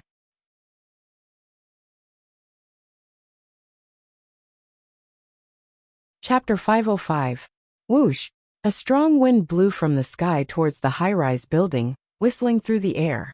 On the rooftop of such a skyscraper, an old man was sitting on a luxurious chair that was extremely out of tune with the surroundings. It was impossible for him to appear on the rooftop of a skyscraper. He crossed his legs and closed his eyes, like an emperor taking a nap on the throne. His whole body exuded a terrifying sense of existence. The old man's appearance gave people a feeling of being full of wisdom. He had a wide forehead, deep eye sockets, and a very pale face. Anyone who saw him would think that the old man was an expert or a professor. His silver hair was neatly combed, and even his beard was very clean, very suitable for wearing a white coat. However, the rumors and deeds of the old man were absolutely not in line with his appearance. Because he was a real overlord. He would take the service of the people around him for granted, and would be quite used to giving orders.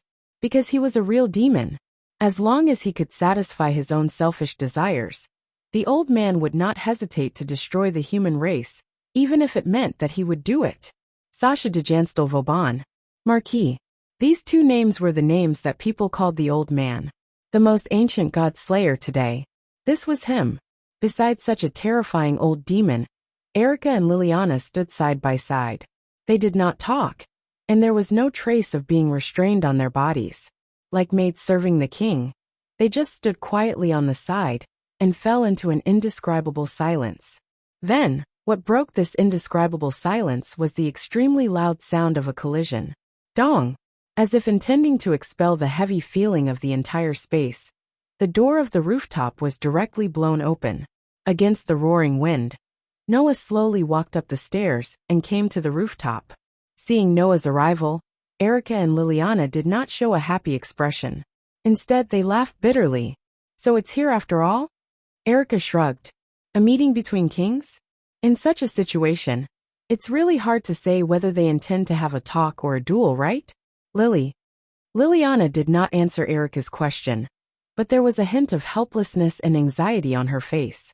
Just like what Erica had said, under such circumstances, it was really hard to guarantee that the two people in front of him, who could make the entire magic world tremble with a casual stomp of their feet, wouldn't fight. If that was the case, it would be too terrifying.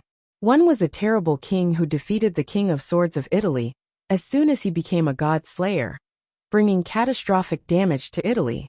One of them was the world's oldest, and most unpredictable, terrifying demon king, who had met the former Queen of England out of interest. A meeting between two kings like this would definitely make anyone tremble in fear.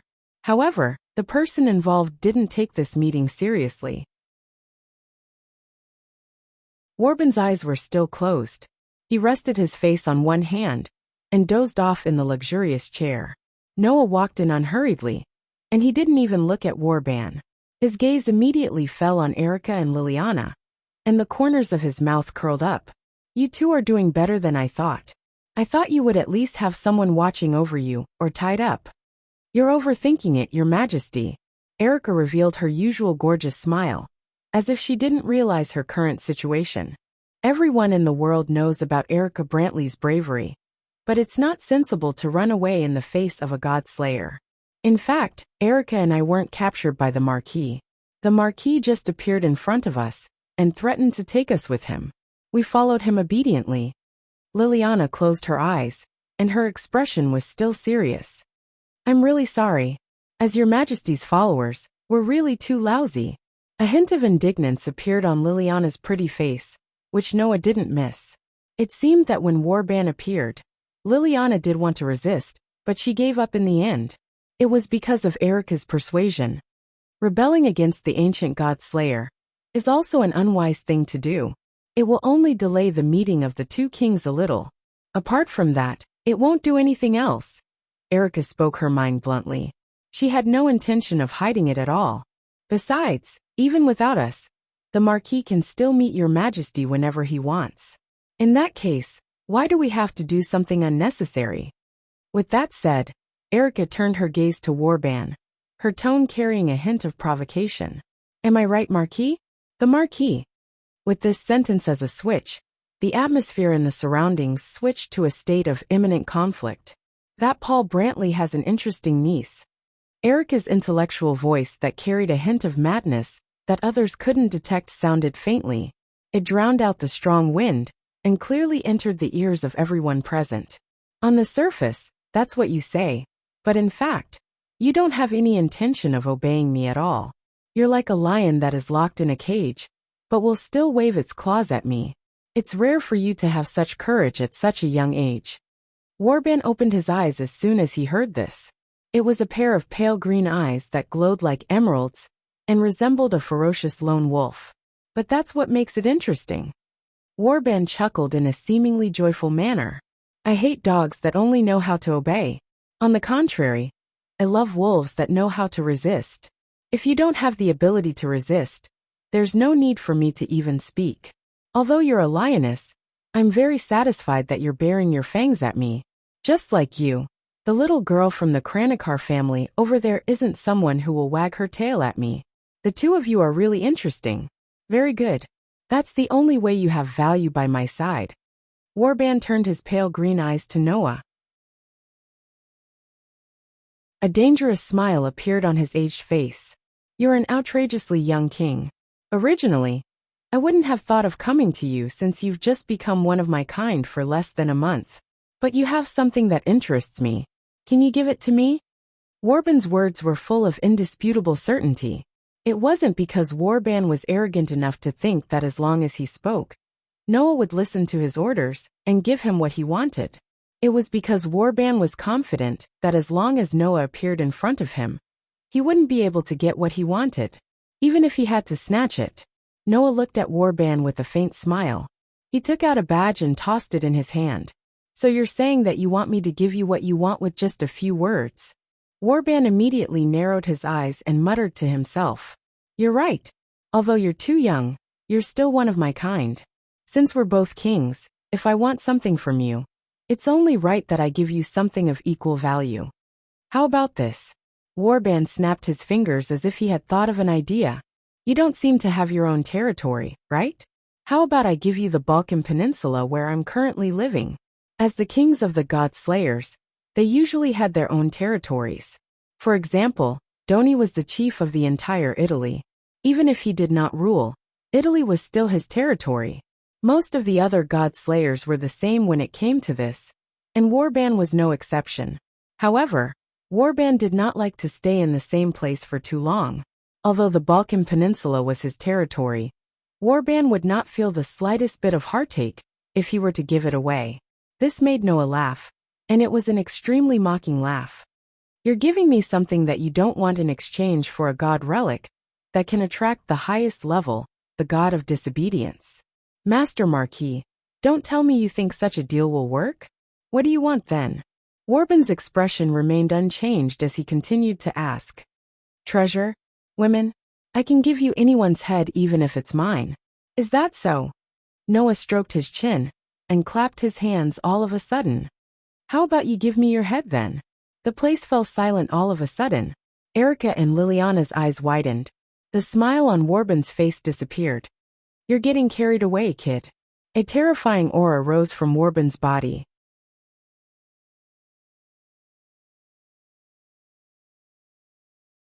Chapter 506. You're too complacent, kid. Following these words, Warband's thin body suddenly erupted with a tremendous amount of curse power, which directly turned into a storm and pushed back the wind blowing in the surrounding buildings. At the same time, Warband's green eyes, which were staring at Noah, shone like gems. Under such circumstances, Noah felt an extremely strange curse power suddenly wrap around his body. Seeing that Warband's eyes flashed with green light, and Noah did not react, Erica and Liliana were shocked. You can't, Erica immediately warned. You can't look at his eyes. Your Majesty, that's the authority called Sodom's pupil. It's one of Marquis Warband's authority. Liliana also hurriedly said. This authority can turn all living things within the Marquis line of sight into salt crystals. Even if the god slayer has an extremely strong resistance to curse power, part of his body will be turned into salt when facing this authority. After all, it was a power that belonged to the category of authority, the true power of God. Even if the god slayer had an extraordinary resistance to curse power, part of his body would be turned into salt if he looked directly at those evil eyes. At the very least, he should not look directly at those evil eyes. In that case, as a god slayer, Noah should be able to more or less slow down the speed of his body being turned into salt. Right? That was what Erica and Liliana thought. However, not only did Noah not look at Warband's eyes as Erica and Liliana had warned him, but he directly met Warband's evil eyes with a faint smile on his face. Bang! The next moment, only Noah and Warband could sense the curse power that had wrapped around Noah due to the activation of Sodom's pupils suddenly exploded and dissipated.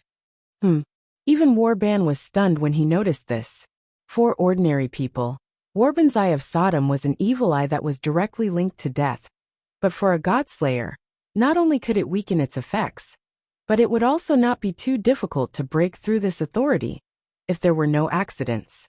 But Noah didn't even use his curse power. How did he break Sodom's pupil just like that? Warban could not help but be surprised. Warban had no idea that Noah's physique was far more ridiculous than his strength. Noah had 3 special constitutions. Firstly, he could absorb all the power that entered his body, without leaving a single drop behind. Secondly, he could eliminate all negative powers and side effects. Thirdly, he could automatically recover his magic power, curse power, like a world that operated freely. He had no weaknesses at all. It was precisely because of his physique that could eliminate all negative forces and side effects that Warban's pupils of Sodom was not even as useful as Yoju's magic eye for Noah. Therefore, to deal with Noah, he absolutely could not use negative powers such as curses, poisons, and weakening that would indirectly affect his body. If he wanted to deal with Noah, he had to directly attack Noah's body physically. It was absolutely useless to play some roundabout tricks. Although Warban didn't know what was going on, he didn't put too much hope in his pupils of Sodom. It was not an authority that was suitable to deal with the god slayers and the god of disobedience. You have some ability. As a brat who was born less than a month ago, I'll give you my praise. Woban sat down on a luxurious chair in a calm manner, and the light shimmering in his green eyes disappeared. But his expression became even more dangerous. Then, I'll use my real strength a little. After saying that, Warban stretched out his hand and snapped his fingers. Whoosh! The surrounding gale suddenly became violent. In the sky, dark clouds appeared out of nowhere and began to fill the entire horizon, blocking out all the light, causing the world to become dim. Rumble! With the sound of thunder, strong winds, torrential rain, and lightning began to take effect in the dark clouds at the same time. That's the stormy storm. Erica's expression tensed up. Not only can it summon storms, but it can also summon thunder, lightning, and tornadoes. It can control the authority of wind, rain, thunder, and lightning. Hearing this, Noah curled his lips into a smile. In Noah's mind, the stone plate that was connected to the patterns of the 10 avatars suddenly turned and pointed to a pattern of a tornado falling from the sky. Snap! The next moment, Noah also snapped his fingers. The strong winds, lightning, and torrential rain that were rolling back and forth in the sky suddenly stopped. Even the pervasive dark clouds solidified. Whoosh! A violent whirlwind suddenly blew up from above the dark clouds. Like a vortex of air, it twisted the dark sky into a mess and blew away the thick dark clouds. As a result, the sky that was still cloudy a second ago suddenly became bright again, as if it was a joke. What? Warban finally frowned. Seeing this, Noah withdrew his hand and said indifferently, "The authority of controlling wind, rain, thunder, and lightning is indeed amazing. But unfortunately my authority can not only cause storms, but also control the sky. Your plan to use the authority from the sky is really a bad move." "Is that so?" Warban's face darkened and he sneered. "Then let my hounds deal with you." After that, Warban waved his hand forcefully, and the floor of the luxurious chair he was sitting on immediately trembled. A dark shadow spread out in all directions with Warban's position as the center. Not long after, gigantic wolves that were as large as horses, with hair as grayish-black as mice, and eyes that were similarly green emerged from the shadows. Their beastly eyes shone with a ferocious glint as they stared at Noah. "That's the pack of greedy wolves," Liliana exclaimed. The authority of being able to summon dozens or even hundreds of giant wolves, Marquis Warban's first authority. As though to prove Liliana's words, the huge wolves let out a low growl that belonged solely to wild beasts. They tightened their bodies and abruptly shot forward, pouncing fiercely toward Noah's direction. Looking at the pack of wolves that covered him like raindrops, Noah narrowed his eyes. In his heart, the stone plate that was originally pointing at the image of the incarnation of the storm rotated again, and pointed at the image of a person in luxurious clothing with his arms open towards the sky, as if he wanted to embrace the entire sky. At this moment, a spell power that was slowly burning like flames burst out of Noah's body, causing Noah's eyes to shine with a dim light. Back off. A cold shout sounded from Noah's mouth, carrying a wave of spell power that reverberated like ripples. It surged in all directions and swept past the giant wolves. The ferocious giant wolves were like wolfhounds that had their necks grabbed. They all stopped and fell to the ground, unable to move at all. Seeing this scene, Warben first widened his eyes, then his expression became gloomy. Facing such a warband, Noah calmly crossed his arms with a faint smile on his face. Is that all, old mister? Warben's expression suddenly became extremely ugly. From start to finish, Warban had used 3 authorities.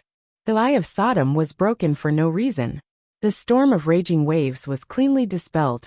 Now, even the first authority, that Warban had obtained the pack of greedy wolves, was controlled by the authority, turning Warban's most ferocious hounds into obedient and loyal dogs.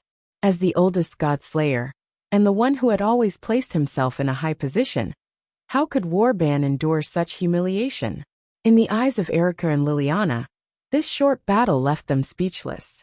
After all, whether it was Noah or Warban, they had not moved even a centimeter from their original positions from beginning to end. Under such circumstances, the 2 kings had displayed a power that ordinary humans could not resist. How could this not make people tremble in fear? Of course, what surprised Erica and Liliana the most was the power that Noah had displayed. As the youngest king in the world today, Noah was at ease even when facing the oldest demon king. With a 200-year age gap, Noah had the upper hand.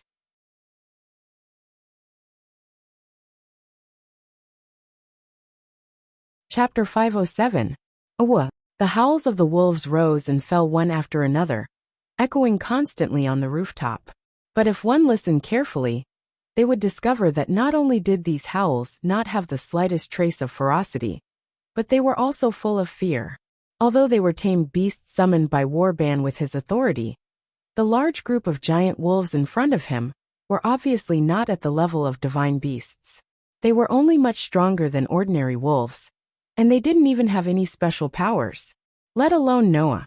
Even Erica or Liliana should be able to deal with such a group of wolves, right? Therefore, under the control of Noah's priest incarnation, even if they were unwilling, the large group of giant wolves in front of him howled in fear and trembled. They began to retreat one after another, as if they had met their natural enemy. This made Warban's expression turn even uglier. He had placed himself in a high position, but all his means were effortlessly broken by the other party. There was nothing better than this fact to show who had the upper hand in terms of power. Looking at Noah's calm appearance, Warban finally straightened his body slowly. It was as if a wild wolf that had been dozing off just now had suddenly woken up and found its prey. It wouldn't be strange for it to be in a state where it didn't know when it would pounce forward. It seems that I've underestimated you, kid. Warban's eyes became extremely aggressive as he stared at Noah. I've heard some rumors about you. I heard that you became the king after killing 2 of the highest-level gods of disobedience not long ago. But no matter what, you're just a new king who was born less than a month ago. Even if you killed 2 gods at the same time, you're just an immature kid with 2-inch authorities. I didn't pay much attention to you. But now, it seems that I've indeed made a mistake that I shouldn't have. The corners of Warban's mouth curled into a terrifying arc. His pale green eyes flickered like a wild wolf at night, sending chills down one's spine. Even if you're just an immature kid, you're still a king. You can kill gods, so you're on the same level as me. I shouldn't have underestimated you. You're indeed qualified to be my prey. I've made the right choice coming here. Even if I can't kill Athena, I should be able to have fun with you. Warban's words became more and more impassioned. Obviously, Warban's fighting spirit had been aroused by Noah. This caused Noah to glance at Warban, and he suddenly changed the topic of the conversation. I know that you're here because Athena instigated you, right? Warban's movements paused. Under Warban's gaze, Noah spoke indifferently. Originally, I wasn't interested in fighting with Athena at all. I just wanted to fulfill my so-called responsibility as a king.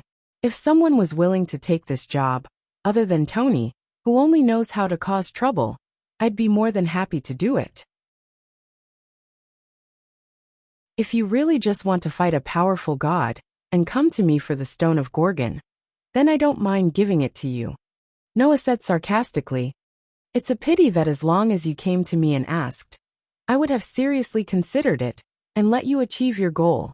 However, you didn't take the initiative to come to me and discuss it with me. Instead, you kidnapped the people around me and made me come to you on my own accord to show you that you're superior. This kind of meaningless method is probably referring to people like you who take advantage of their seniority, right? But you've forgotten, Warban. Noah put the stone of Gorgon in his hand into the pocket of his clothes, slowly raised his head, and looked straight at Warban. In the end, the reason why the God-slayers are kings is because humans can't resist them.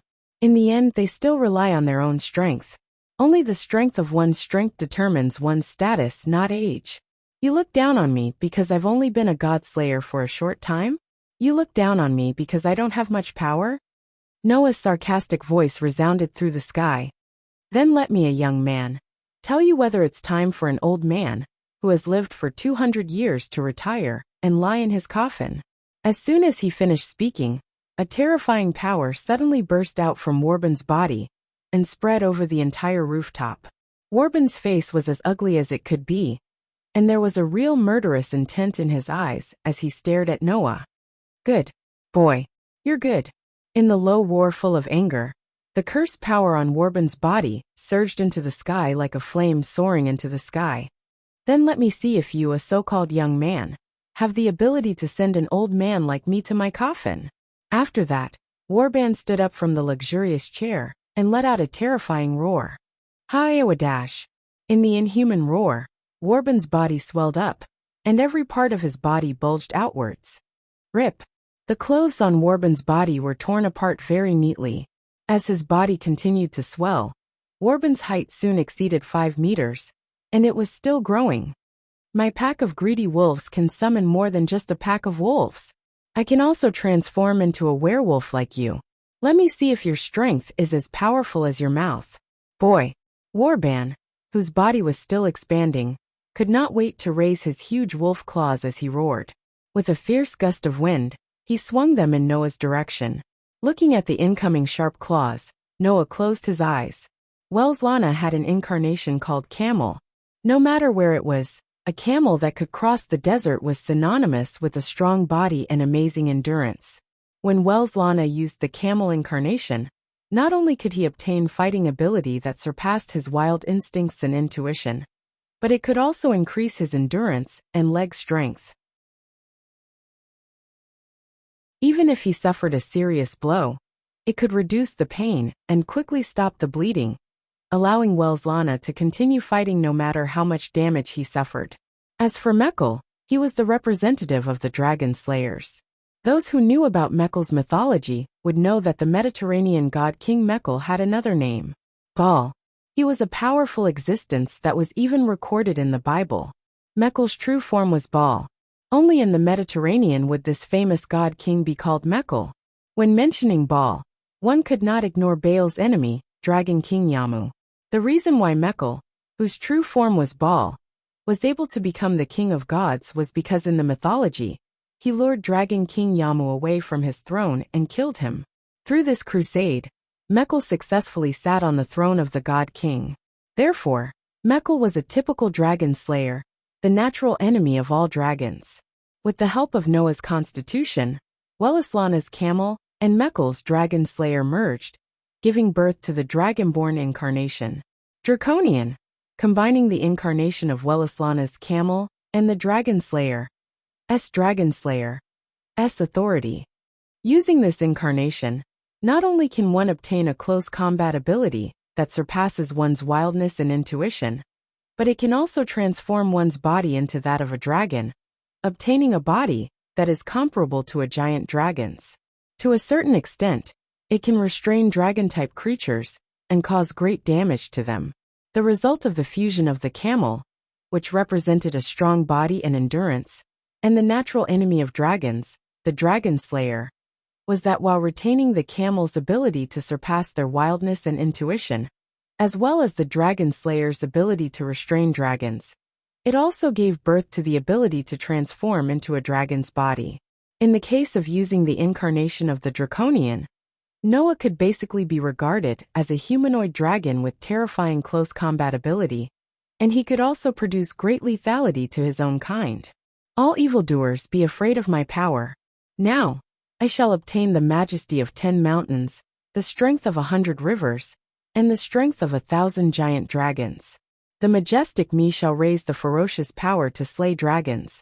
After chanting the words to release the incarnation, the stone plate in Noah's heart suddenly turned and pointed to a human-like dragon pattern that stood upright. A powerful force gushed out from Noah's body. The giant wolf's sharp claws swung down and fell on Noah's body. Bang! At the top of the building, the rooftop suddenly shook like an explosion, stirring up thick smoke and wind.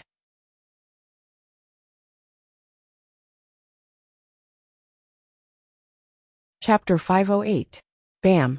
With a thunderous boom, the rooftop of the tall building exploded into a burst of thick smoke and strong winds, splashing in all directions like a blooming wave. Aha! Under the onslaught of the violent wind, two slender figures flew out from the blooming smoke and dust. They subconsciously let out a cry of surprise. Their hands were still blocking in front of their bodies. Obviously, they were blown away by the strong wind that blew them away. They were Erica and Liliana. Erica and Liliana, who were blown out of the rooftop of the building, were startled at first, but they quickly reacted. Erica adjusted her body in midair. After stabilizing her body, she stomped her feet down, as if she was stepping on air. Fly, boots of Hermes! After a short chant, a crimson magic array fluctuated under Erica's feet and turned into a platform. Thump, thump, thump. Erica tapped her feet in the air again and again. Every time she tapped her feet, a crimson magic circle would ripple under her feet, allowing Erica, who had used leap, to retreat quickly in midair, as if she were walking on flat ground. Compared to Erica, Liliana was much more straightforward. She didn't even need to adjust her posture before she chanted the incantation. Wings of Artemis, through the night, please grant me the privilege of flying in the Tao of heaven. As soon as her voice trailed off, the outline of Liliana's body was covered by a layer of blue halo, causing her body to suddenly stop in midair and float up as light as a feather. It was the flight magic that only orthodox witches could use. Erica and Liliana, who used the leap and flight magic respectively, almost subconsciously chose to stay away from the building that had turned into a battlefield. They landed on the rooftop of another building and quickly raised their heads to look at the building in front of them. Boom! Just as a strong gust of wind and a thick cloud of dust rose from the rooftop, another muffled sound rang out. It was as if it had directly hit one's heart, causing one's heart to shrink. This made the violent gust of wind even more terrifying. Immediately after, a figure and a huge wolf shadow respectively protruded out from the thick smoke and dust. Rubbing against the air, they landed on the ground with a sharp sound of breaking through the air. Bang! From Erica and Liliana's direction, they could clearly see that the ordinary-sized figure stabilized himself at the critical moment and landed on the ground with his feet. With a muffled thud, he fell to the ground as if he had fallen from 1,000 pounds, causing the ground to crack like a spider web. Bang! As for the huge wolf shadow, it wasn't as agile as the human-sized figure. Its huge body suddenly smashed into the ground, stirring up a burst of gravel and causing the ground to explode, turning into a crater the size of a house. Woo-dash. Even so, the huge werewolf quickly got up from the crater and roared at the sky. Except for the dust on his body, he wasn't injured at all. As far as the result was concerned, neither Noah nor Warban was able to determine a clear winner in this first real head-on confrontation. Except for the way one of them landed on the ground in an extremely gorgeous manner, and the other in a more embarrassing manner. There was basically no difference between them. Undoubtedly, they had fallen from a building that was at least 100 meters high, but the two kings of the deicide were not injured at all. This was enough to prove the inhuman level of the deicide. However, Noah relied on his strong physique that was comparable to that of a giant dragon in the form of a dragon man to achieve this, while Warban relied on his werewolf form to strengthen his body, which was not inferior to Noah's. Except for the previous brief confrontation where they didn't really use their full strength, this could be regarded as the first real confrontation between Noah and Warban. But as soon as they met face to face, the air was already filled with a heavy pressure that was almost suffocating. It was caused by the unimaginably huge spell power that rose from Noah and Warban. Rumble. At this time, the sound of thunder came from the sky again. Thick dark clouds covered the whole sky, and dazzling lightning flashed. Whoosh! The wind began to howl. Whoosh! A torrential rain poured down and instantly enveloped the whole world, soaking the ground in a short period of time. Noah, who maintained a squatting posture with one hand on the ground, raised his head. Drenched in the cold rain, he cast his gaze at the giant wolf howling at the sky in front of him. Is this one of your tricks again? After all, with the storm and raging waves that could control wind, rain, thunder, and lightning, Warban could summon a storm at any time. If Noah transformed into the incarnation of the storm, he could still disperse the rain and thunder clouds. But without the rain and thunder clouds, Warban's storm and raging waves could at most not summon a storm, but he should still be able to control lightning and tornadoes. Warban was naturally aware of this. His huge body, which had expanded to more than 30 meters tall, slightly straightened. A pair of wolf eyes stared at Noah, revealing the sharp teeth hidden deep in his mouth. I can't help it. I become like this when I'm excited. This also proves that you're qualified to make me take you seriously. Boy, feel honored. Are you still trying to take advantage of your seniority? Noah sneered. Then let me shut your ugly wolf mouth. After that, Noah crouched down, and with a bang, he crushed the spiderweb-like cracks on the ground. His body shot out like an arrow from a bow. Come on, boy. Warban, who had transformed into a 30-meter-tall werewolf, also let out a roar of pleasure. His huge hind legs suddenly stomped on the ground, and like a real wild wolf he pounced forward. The man and the wolf met in the blink of an eye. One raised his fist and swung it at the tall giant wolf, while the other raised his huge wolf claws and mercilessly swung them at the other. Dong! The completely disproportionate fist and the sharp claw collided in midair, actually causing a loud boom, causing the wind and dust to blow up once again. The man and the wolf, who had exchanged a blow, seemed to have hit an immovable mountain at the same time. Their bodies were bounced back at a faster speed than when they came. Da-da-da-da. Noah's figure nimbly tapped the ground with the tip of his foot, removing the force acting on his body with each tap of his foot. Da-da-da-da. Warban retreated repeatedly amidst a series of heavy footsteps, and it was not until he retreated a few dozen meters that he stabilized his body. Even if their sizes were disproportionate, the two of them seemed to be on par with each other in terms of physical strength, which was incredible. However, it was not strange at all when one thought about it. Warban's body had expanded to a height of 30 meters, and presumably, the strength of his body was no weaker than that of a giant dragon. Noah was simply a giant dragon in human form, and when it came to physical strength, he was naturally not at a disadvantage at all. You're quite strong, boy, Warban, who had stabilized his body, growled. In that case, my hounds seem to be useless against you. Let my servants take care of you. As if in response to Warban's words, the next moment, the ground around Warban suddenly trembled, and small hills rose up. Under Noah's astonished gaze, people wearing worn-out armor and ancient cloaks emerged from the hills, holding all kinds of weapons in their hands, and appeared around Warban. This is also my power. The bastards of the Sage Council seem to call it the Servant of Death. It's a loyal servant who can summon the people I've personally killed in the past in the form of the living dead. They are absolutely obedient to me. Warban's cheerful voice rang out from the huge wolf's mouth. Of course, I've killed more than tens of millions of people. These are the good ones I've specially selected. Each of them is at the level of the two little girls next to you. Can your spirit of speech work on so many servants? Noah immediately frowned. If every one of them had the level of a grand knight like Erica and Liliana, then it would not be a problem for Noah's priest incarnation to control a dozen, or even dozens of them. However, if there were more than 100 of them, it would be hard to say.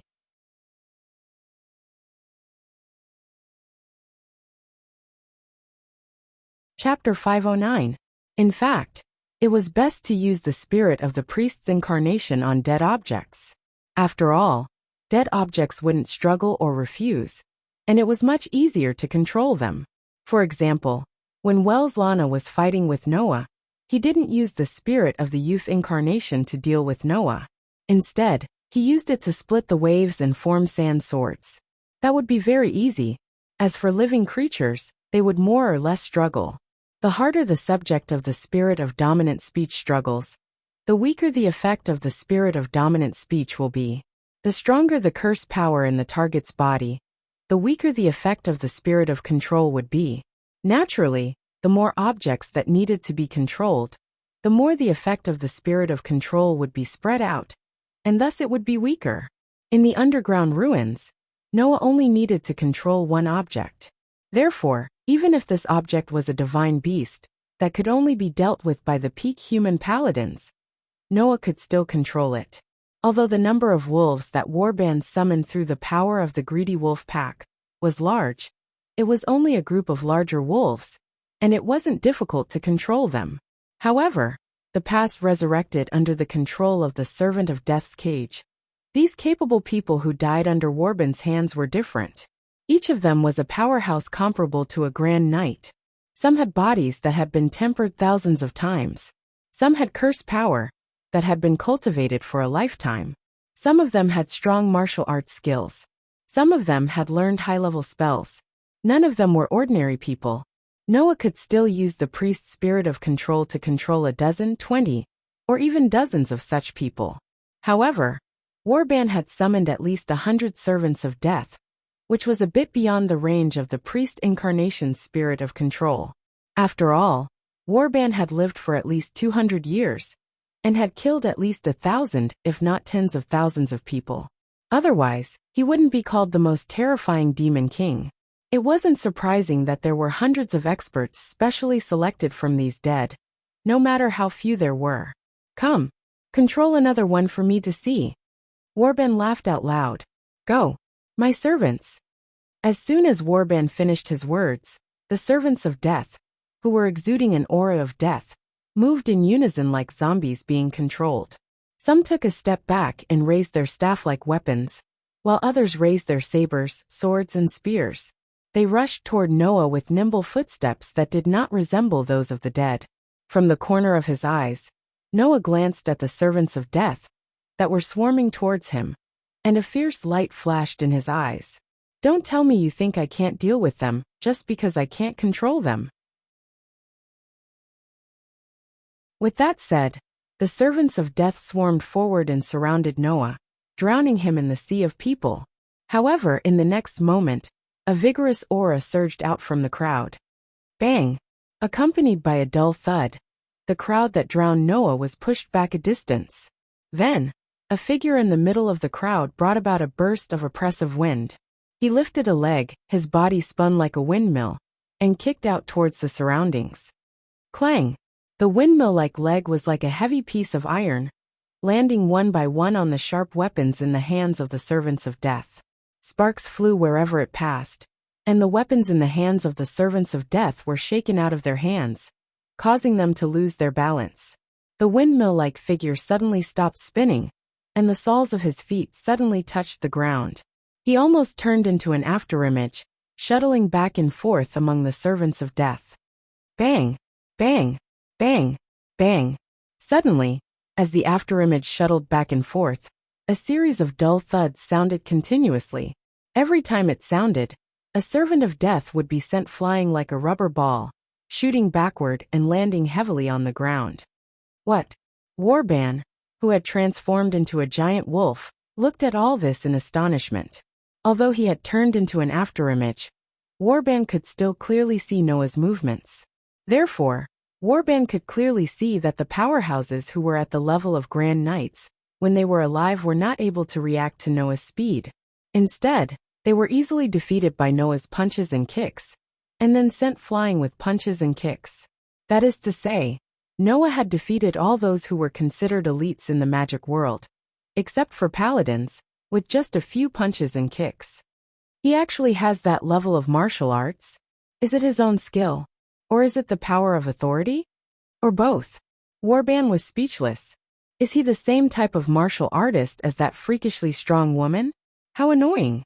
Just as Warban began to feel unhappy because he thought of a certain old enemy, the afterimage shuttling among the servants of death suddenly flashed and stopped, exposing Noah's figure in the air again. At this time, the servants of death were already lying all over the ground. Wolves and dead people. You can summon so many things, and all of them are so tasteless. Noah said sarcastically, "Can't you show me something interesting? Do you want to see something interesting?" Warban's wolf-like face revealed a sinister smile. "Then try this."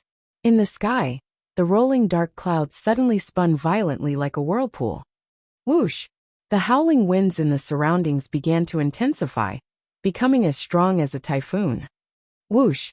The rain became denser, and the torrential rain began to pour down. Rumble! Following that, a low rumble of thunder resounded in the sky. Dazzling bolts of lightning descended from the whirlpool-like dark clouds. They rubbed against the air and brought about bursts of dazzling light. They flashed through the air and continuously fell to the ground. Boom, boom, boom, boom, boom. The lightning bolts fell to the ground one after another. The concrete used as the building material for the asphalt road exploded due to the strong impact.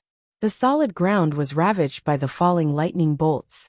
It was like a battlefield buried with landmines, continuously producing violent explosions. Under such circumstances, the lightning bolts that fell from the sky and ravaged the ground approached Noah. Seeing this, Noah smiled. Just like when he summoned the rain and thunder clouds on the rooftop, Warban made another bad move. Warban thought that Noah could control the sky because he was using Mekhal's power as the god of the sky. Even if the rain and thunder clouds in the sky were dispelled, he could still summon lightning to attack Noah. Although it did affect him, it was not to the point where he could not cause any harm. However, Warban certainly did not know that not only could Noah control the sky, he could also summon storms, and he could also summon lightning. Velislana had the incarnation of a goat. The horned goat was a sacred beast with a powerful spell.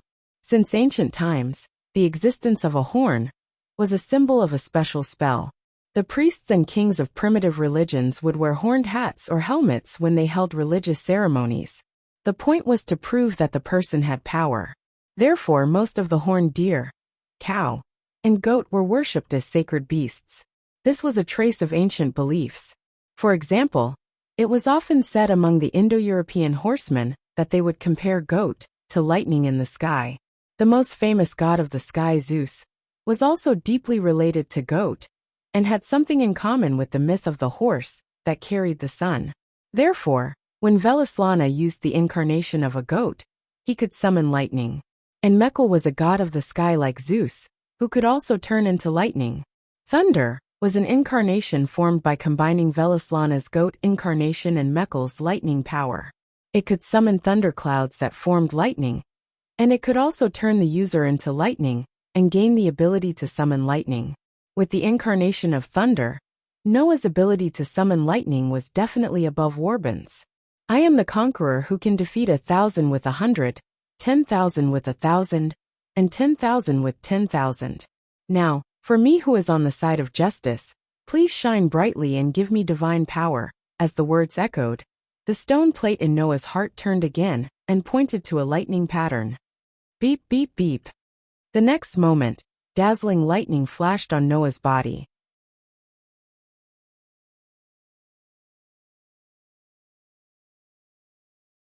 Chapter 5:10. Beep, beep, beep. Amidst the intense electric shocks, Noah's entire body flashed with dazzling electric arcs, like electric snakes darting back and forth, constantly wandering around Noah's body. Almost at the same time, the violent lightning that fell from the sky and constantly hit the ground, approaching Noah, also arrived in front of Noah. Facing the continuous flashing violent lightning, Noah only made one move. Reach out. The approaching wild lightning suddenly stagnated in front of Noah's palm. Then it twisted, turned into a ball, and gathered in front of Noah's palm. Seeing this scene, Warban was shocked. That kid can also use the power of thunder and lightning? Right. Mekar was the king of the gods who controlled storms, lightning, and the sky. Since the kid who killed Mekar had usurped the power of the king of gods, it was not strange that he could control wind, rain, thunder, and lightning, just like himself. But if that was the case, then what about the kid's other powers? He cracked the strange ability of the evil eye that could turn people into salt crystals, dominated the wolf pack, and had the physical ability to compete with himself in the form of a giant wolf. It was very likely that he even had the ability to bring about powerful martial arts. With so many abilities, how did the kid who only killed 2 gods do it? Is this the interesting thing you showed me? While Warban was still in shock, Noah's faint laughter entered his ears. If that's the case, I'm sorry, but I don't think it's interesting at all. You'd better take it back and play with it yourself. After saying that, Noah slowly raised the huge plasma ball that had gathered all the wild thunderbolts above his head, allowing the huge thunderbolts to follow his movements and draw a gorgeous trajectory in the air. Boom! Immediately, the lightning ball that gathered in Noah's hand suddenly exploded, turning into violent lightning. With a burst of sharp sonic booms, it rushed in Warban's direction. Warban's pupils contracted, and when he came to his senses, he reflexively crossed his wolf claws in front of him. The overwhelming lightning that enveloped Warban immediately fell on his body. Boom! Following a loud boom, Warban's massive wolf body was buried by the violent lightning. Arcs of electricity and lightning splashed in all directions, causing dust and strong winds to spread. Warban's furious roar resounded from the center of the dust and wind filled with electric arcs and flashes of lightning. Is that all? Brat! Hearing Warban's angry and provocative words, Noah's eyes turned cold. Of course, even if you're satisfied, I won't stop. I'll give you an extra big treat. After saying that, Noah closed his eyes, and the lightning flashing on his body disappeared. In Noah's heart, the outline of the stone plate, which was connected to the images of the 10 incarnations, suddenly spun. In an instant, it pointed to the image of a lone wolf howling at the sky. Clang! An astonishing curse power burst out of Noah's body, causing the surrounding air to shake violently and wail. Thou hast violated the contract and brought evil to the world. The Lord says, sinners must be punished. Their backs will be shattered, their bones, hair, and brains dug out, and their blood and soil will be trampled on. If I can't get close to you, then I'll follow the Lord's words and give the person who violated the contract a hammer of destruction at this moment. The space around Noah wailed, as if it couldn't bear the burden, and it started to tremble and collapse. Crack! The space behind Noah suddenly cracked, and a huge crack appeared. Crack, crack! The crack continued to expand, and it didn't take long for it to expand to the point where it was taller than Warban's body, exposing a dazzling golden space inside. In the next second, a pair of beastly eyes lit up in the golden space. Roar! With a resounding roar from ancient times, a golden wolf comparable in size to Warban emerged from the golden space. As if it had broken free from a cage, it opened a crack in the space and leaped out. Without the slightest hesitation, the huge golden wolf tightened its 4 limbs and abruptly stomped on the ground. Its body shot out like a bullet, transforming into a huge bright meteor that suddenly rushed into the thick smoke and dust that was filled with electric arcs, lightning, and strong winds. Boom! The sound of the collision resounded through the sky. Whoosh! The violent wind and waves that seemed to destroy the world surged in all directions like a tide, digging up the concrete on the ground, blowing away the vehicles, smashing the windows, and causing the walls of the surrounding buildings to begin to crack. The situation became precarious. Even Noah raised a hand to block in front of him, withstanding the violent wind and waves, and stared ahead without shifting his gaze, not even for a moment. Golden Wolf, Bio was an incarnation formed by fusing the incarnation of Welaslana's mountain boar with the crush magic, which could summon Bio. Under this incarnation, Bio not only had its own original transformation ability, but also had the powerful charging ability of the mountain boar incarnation, which could create a shockwave that could crush everything. During the period of using this incarnation, the user himself could also obtain the ability to crush everything. As a fantasy breed, that only existed in myths and fantasies. After fusing with the mountain boar incarnation, Bio's current existence had become somewhat unclear. Bio was originally a variant of a fantasy breed. As a fantasy breed, it didn't have a physical body, but an existence like a soul materialized. In this regard, Bio should be classified as a fantasy beast, but in terms of strength, under the influence of the world fragment, Bio had already far surpassed the level of a fantasy beast, even surpassing the peak of a dragon and reaching the divine beast stage. In this world, divine beasts were the beasts of God, or the magical beasts, evil beasts, and holy beasts that only existed in myths and legends. The concept was somewhat similar to that of a fantasy breed. After fusing with the mountain boar incarnation, Bio should still be classified as a fantasy breed, in terms of type classification, but its strength had once again greatly increased. Welleslana's mountain boar incarnation was synonymous with destruction and strength. With this incarnation, Welleslana could summon a boar that was comparable in size to a tall building. It could crush all targets, and it could also send out shockwaves that destroyed everything in its path. Therefore, Noah's crush also turned into a pure ability and fused with it. After fusing with the mountain boar incarnation, Bio, who was originally good at speed, transformed into a terrifying existence with strength, speed, destruction, and crush. As a result, Bio impressively became a beast that could compete with the God Slayer and the God of Disobedience. Even if the opponent was the God Slayer, who used authority, it still wouldn't be at a disadvantage. However, after fusing with the mountain boar and crush, Bio's way of existence had become different. If in the past Bio used Noah as the core and was attached to Noah's body, equivalent to an existence like Noah's doppelganger, then now, this nature had become even more complete. Now Bio was just a soul with self-consciousness, and usually slept in the depths of Noah's soul. Only when Noah used the golden wolf incarnation and provided a large amount of curse power would Bio's soul consciousness be awakened. And with the help of this large amount of curse power, the soul would materialize and appear on the ground.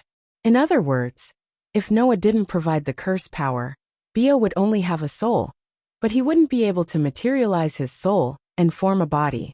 In addition, Bio still used Noah as the core of his life, so his soul had already attached to Noah's soul, which was equivalent to fusing together. Therefore, Bio could no longer be independent, nor would he have the idea of being independent. After all, Noah and Bio were equivalent to sharing the same soul, but they had different consciousnesses.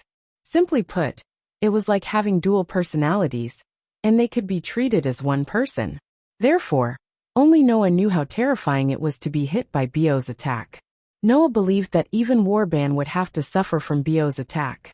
And the facts had indeed proven all of this. After an unknown amount of time, the storm-like waves dissipated. At the center of the impact, Bio had returned to his previous size. At Bio's feet, an old man covered in blood was lying there.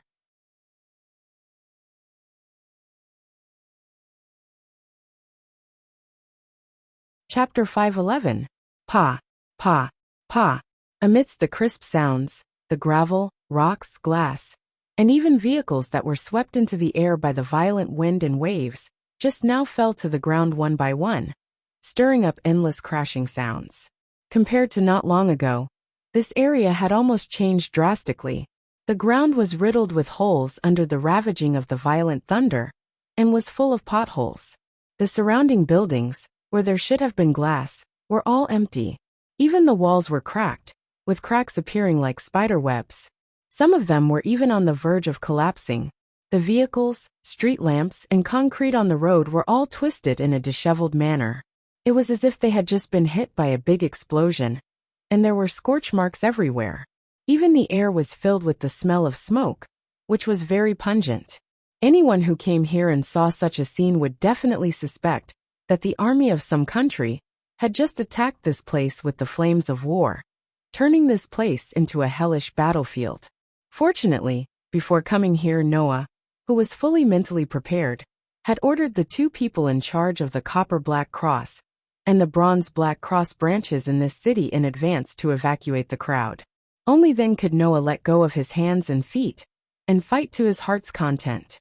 At this moment, in the center of this place that seemed to have been visited by the flames of war, a golden wolf with dazzling golden fur all over its body allowed its body hair to flutter in the wind. One of its forelimbs was forcefully stepping on the chest of an old man, who was covered in wounds and blood. Bio's gem-like emerald eyes did not have the ferocity and madness that were unique to other beasts. Bio was like a sacred golden wolf from ancient times, looking down at Warban, who was covered in blood. This scene was shockingly beautiful. Warban naturally saw the golden beast that was stepping on his chest with its forelimbs. If it were in the past, Warban would definitely have been enraged by his current sorry state. However, looking at the golden beast standing on his body and looking down at him from above, Warban's expression changed, and he actually seemed to be ecstatic. There's actually such a wolf in this world. The first god that Warban killed was the god of disobedience, who had a close relationship with wolves. And Warban also had an extreme preference for wolves. It was not just a matter of personal preference, but also because before Warban became a god slayer, he had been like a lone wolf, wandering everywhere. He did not care about the beauty of the world, and the only thing left in his heart was the appetite to satisfy his stomach and the lust for battle for fun. Therefore, Warban had a preference for wolves, and he also liked wolves. Under such circumstances, the sacred golden wolf Bio, who was like a king from ancient times, was simply an ideal existence for Warban. Even though he was covered in wounds, Warban still could not move his eyes away from Bio, and he even let out an extremely delighted sound. Boy, so you also have a wolf. So you're also a wolf. So even though you've just reincarnated, you still managed to bite me back. I, Warban, have made the mistake of not being able to see the wolf in my opponent. I'm really old and muddle-headed. Hearing Warban's delighted voice, Noah came in front of Warban. Through Bio's sturdy body, he looked at Warban, whose face was covered in blood, with a calm expression. So you're saying that you admit defeat? Admit defeat? Warban's pale green evil eyes turned to Noah, and he suddenly smiled. That smile was like that of a ferocious beast that had been seriously injured, and it was extremely ferocious. That's right. I'll let you win the first round. Let's start the second round. Hearing this, Noah's eyes narrowed, and without any warning, he stomped on the ground and retreated rapidly. Bio also seemed to have noticed something, and he did not hesitate to give up suppressing Warban. His body burned like flames, and he turned into a stream of light that drew a perfect trajectory in the air, covering Noah's body as he swept into the distance. At the same time, Warban's body suddenly swelled, and his entire body surged with a frenzied curse power. His entire body exploded in the expansion of the curse power. Dong! With the explosion of Warban's body, all the powerful curse power belonging to the god slayer turned into monstrous flames that rushed in all directions and instantly covered the surroundings. Amidst the bone-chilling noises, the ground, buildings, and all sorts of existences that were covered by the sea of flames gradually melted like candles that had been burned out. Plumes of thick smoke rose into the sky. A bright stream of light swept across the space, avoiding the oncoming waves of flames. It was not until the spreading waves of flames stopped that the stream of light stopped, allowing Noah and Bio to emerge from the strong light. Bio, who was as tall as Noah and as big as a horse, stood behind Noah like a loyal guard. His beautiful pair of beastly eyes stared at the sea of flames in front of him, and his body was tense, ready to pounce forward at any time. Noah stood in front of Bio, with one hand on Bio's neck, as if he was comforting him. However, his eyes were also staring straight ahead. There was more or less astonishment in his eyes. That old guy actually detonated his own curse power? Detonated his curse power. In layman's terms, it was self-destruction. Just like lighting a fire in gasoline, Warban detonated the curse power in his body and self-destructed. Of course, after self-destructing, Warban would not be alive. However, Noah did not think that Warban would die just like that.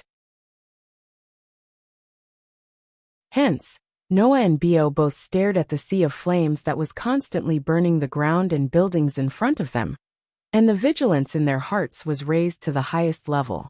Not long after, there was finally a slight change in the sea of flames. Under the gaze of the man and the beast, a pile of sand suddenly spread out and gathered in front of the sea of flames, condensing into a human figure. How long has it been since I was resurrected like this? The sand that had condensed into a human figure gradually turned into Warben's appearance, and the ancient demon king whose eyes were flickering with a green light was imprinted in Noah's eyes again. I have to say, kid, you've comforted my boredom and brought me satisfaction that is definitely not inferior to fighting the Trinity of Athena. So whether victory or prey, it's all yours. Of course. A ferocious smile appeared on Warben's face. As compensation, you have to accompany me well. Bio, who was behind Noah, had a fierce look in his eyes. Just as he was about to step forward, Noah raised his hand and stopped him. Noah stared at the resurrected Warban. Noticing that Warban wasn't injured at all, Noah spoke indifferently. You're no match for me now, right? The ferocious smile on Warban's face froze. I didn't expect you to have the authority to resurrect, but you don't seem to be able to resurrect without paying a price. Noah seemed to have seen through everything about Warban as he quietly narrated. Your breathing has obviously become a lot more rapid, and your body has fallen into a weakened state. Even your curse power has weakened by more than half. In your current state, you can at most use about 70% of your strength. With that, Noah looked at Warban. And I can even defeat you at your peak. You don't think that you can do anything to me with only 70% of your strength now, do you? Kid, you're still too young. Unexpectedly, not only did Warban not waver, he even sneered. Indeed, I underestimated you before. Your strength is not inferior to mine, and you have this kind of ability as soon as you become a king. Even among all the kings, you're special. But you have to remember, kid, we can't be judged by human standards. Compared to humans and gods, we're more like beasts. For humans, the opponent being seriously injured is a great advantage. But for beasts, being injured only makes them more dangerous and terrifying than before. Warban opened his hands with a fearless smile on his face. Even if my strength is only 70% of my peak, you can look down on me if you want, as long as you're not afraid that I'll bite you later. This time Noah was silent. At this moment a voice reverberated. Indeed, as a warrior, being seriously injured is not a reason to be unable to fight again.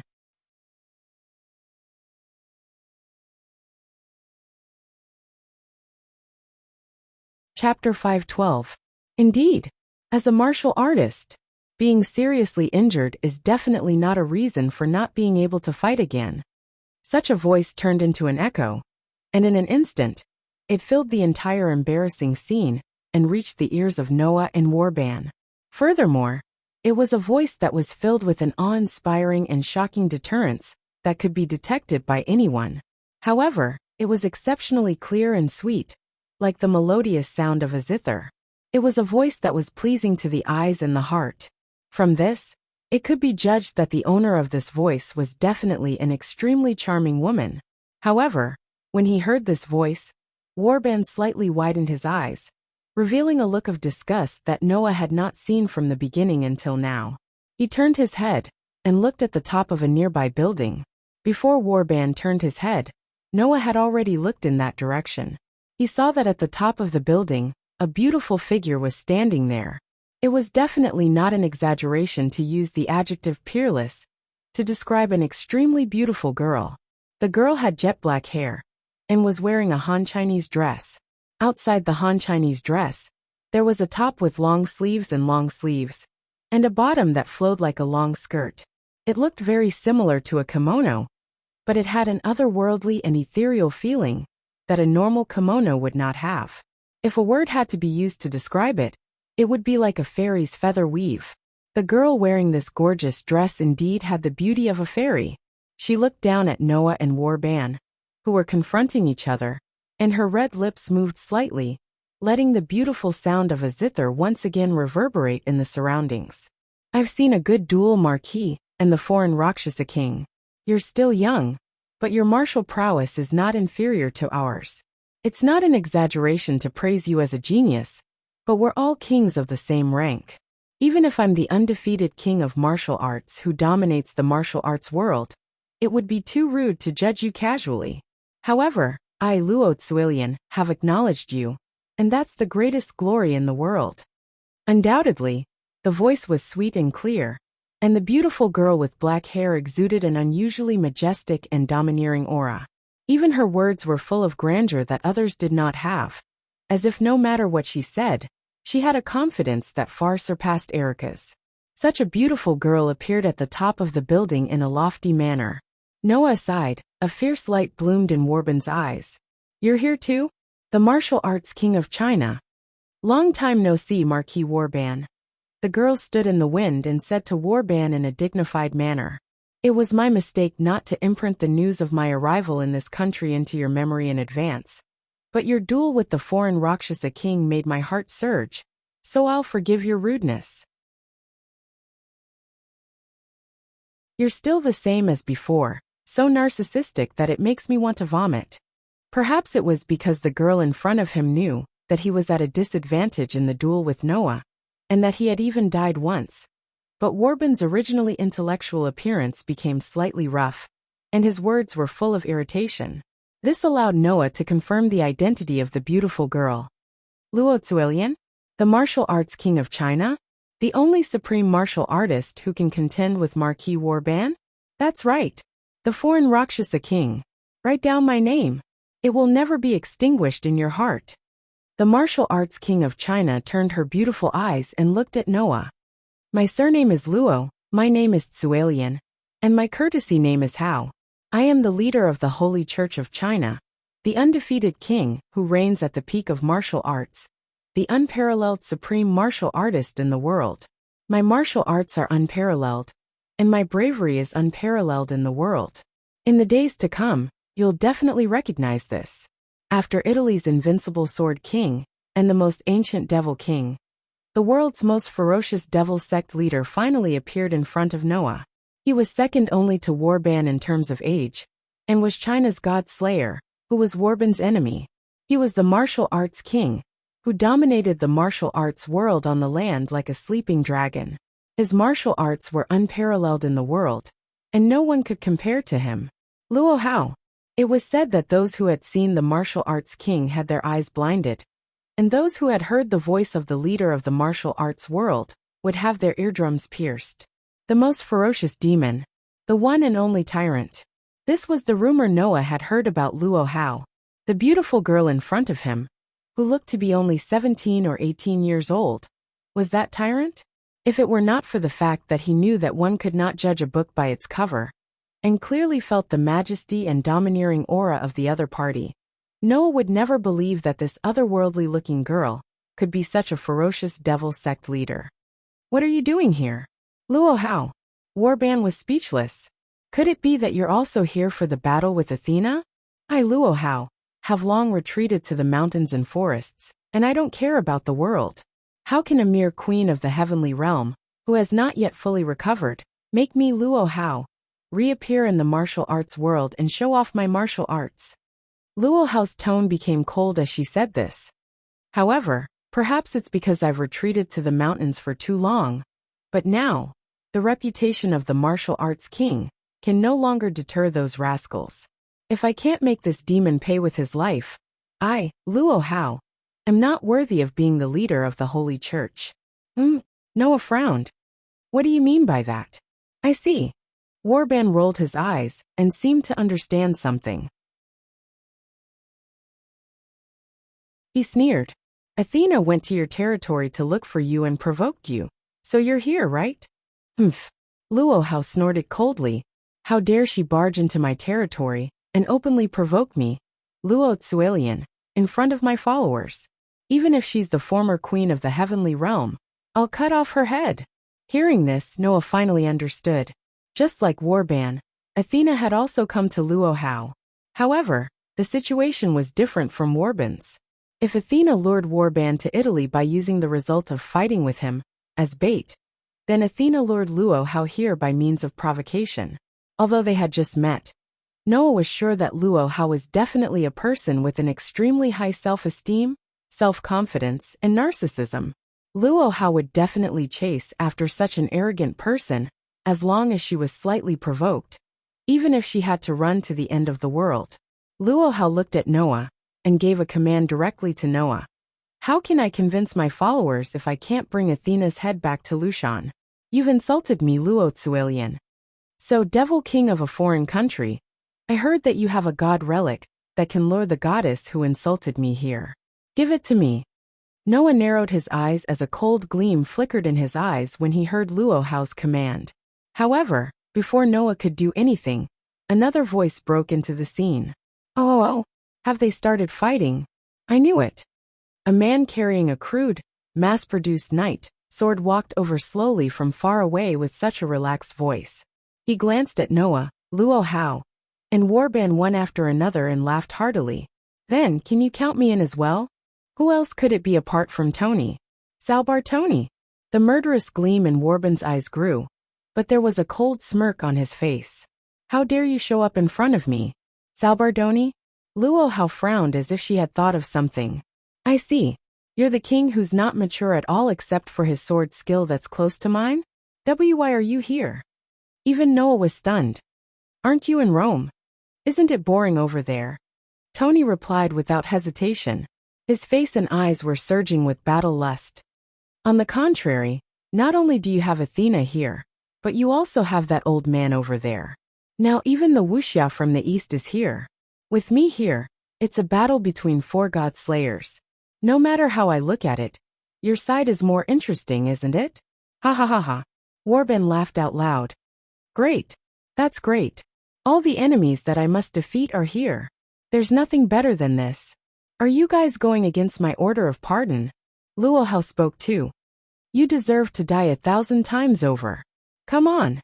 Come on. Tony carried his sword and shouted excitedly. It's okay if all of you come at me together.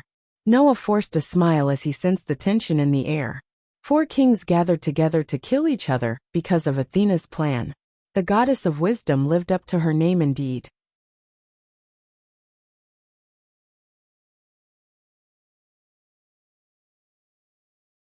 Chapter 513.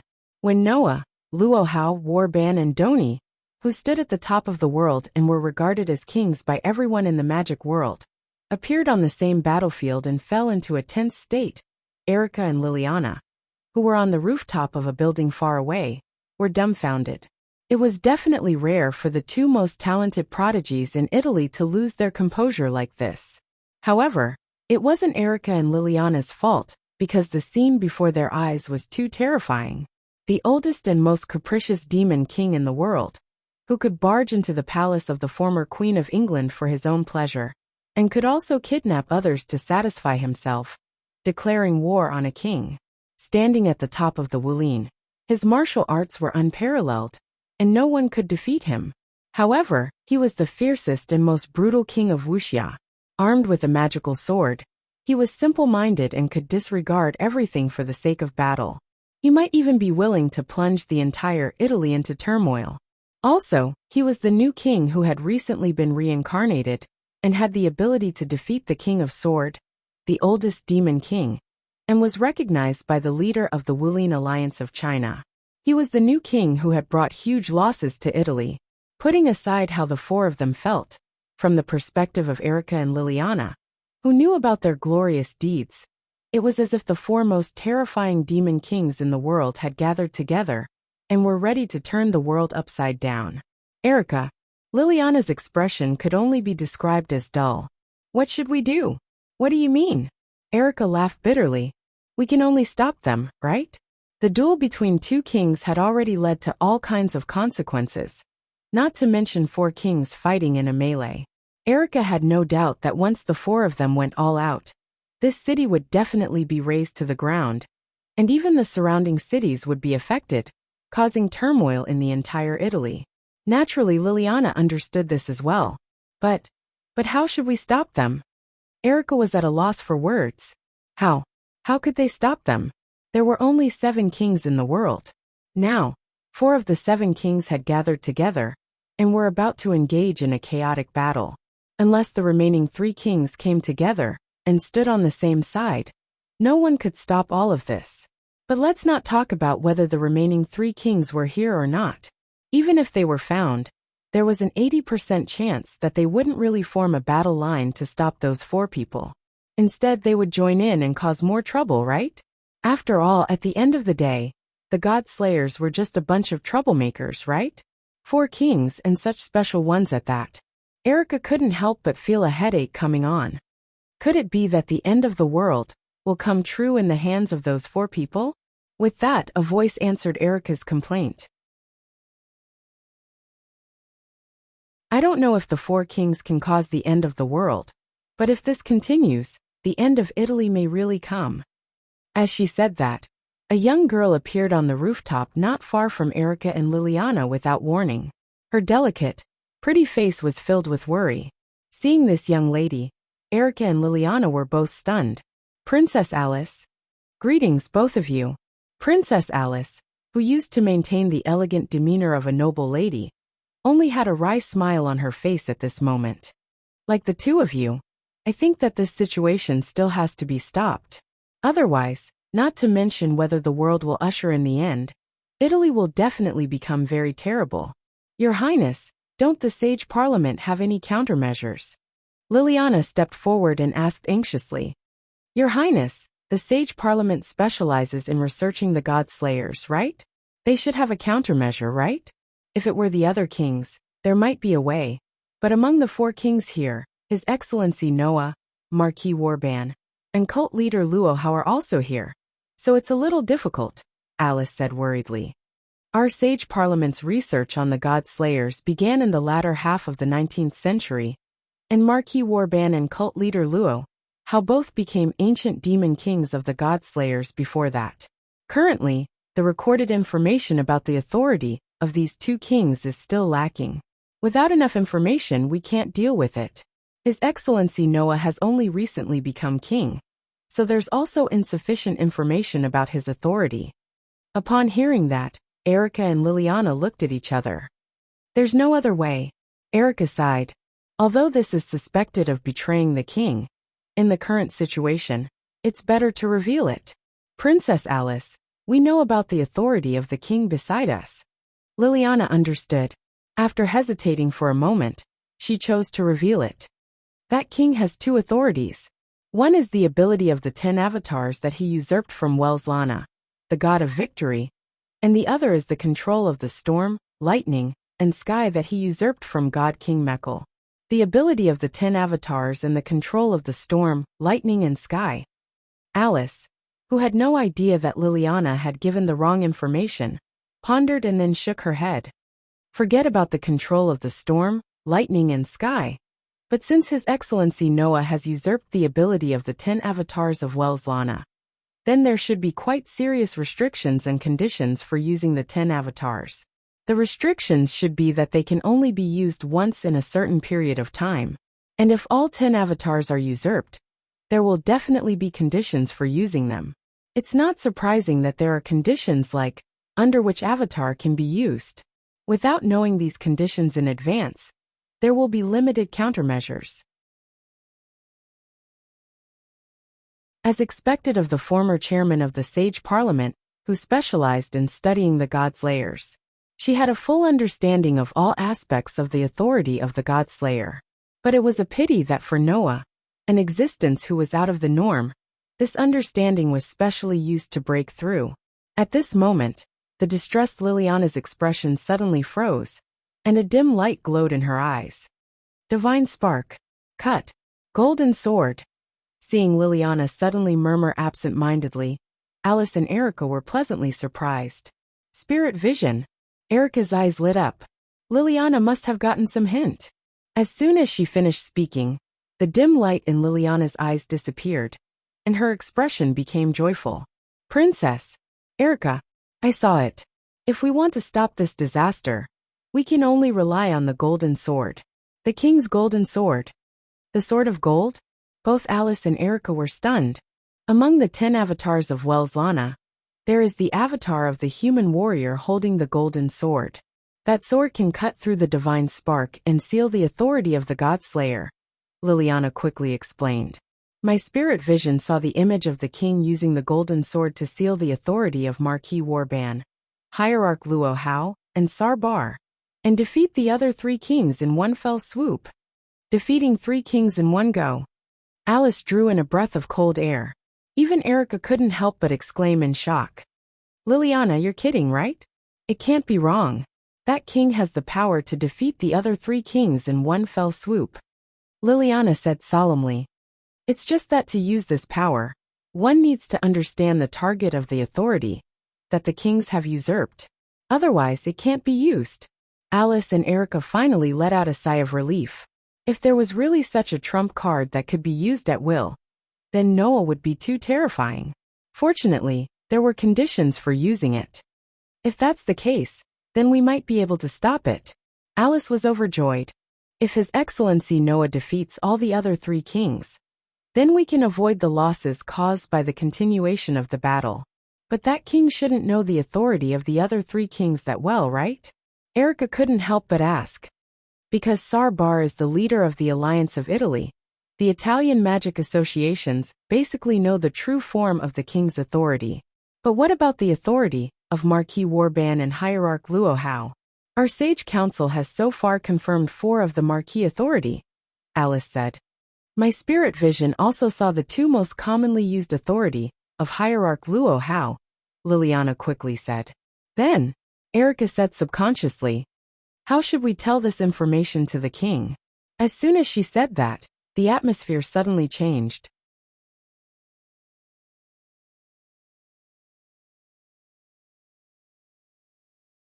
Chapter 514. Chi. Chi. Chi. The sea of fire with an astonishingly high temperature continued to burn the surroundings of the battlefield, melting the buildings like candles. Everything that was caught in the sea of fire was reduced to scorched earth.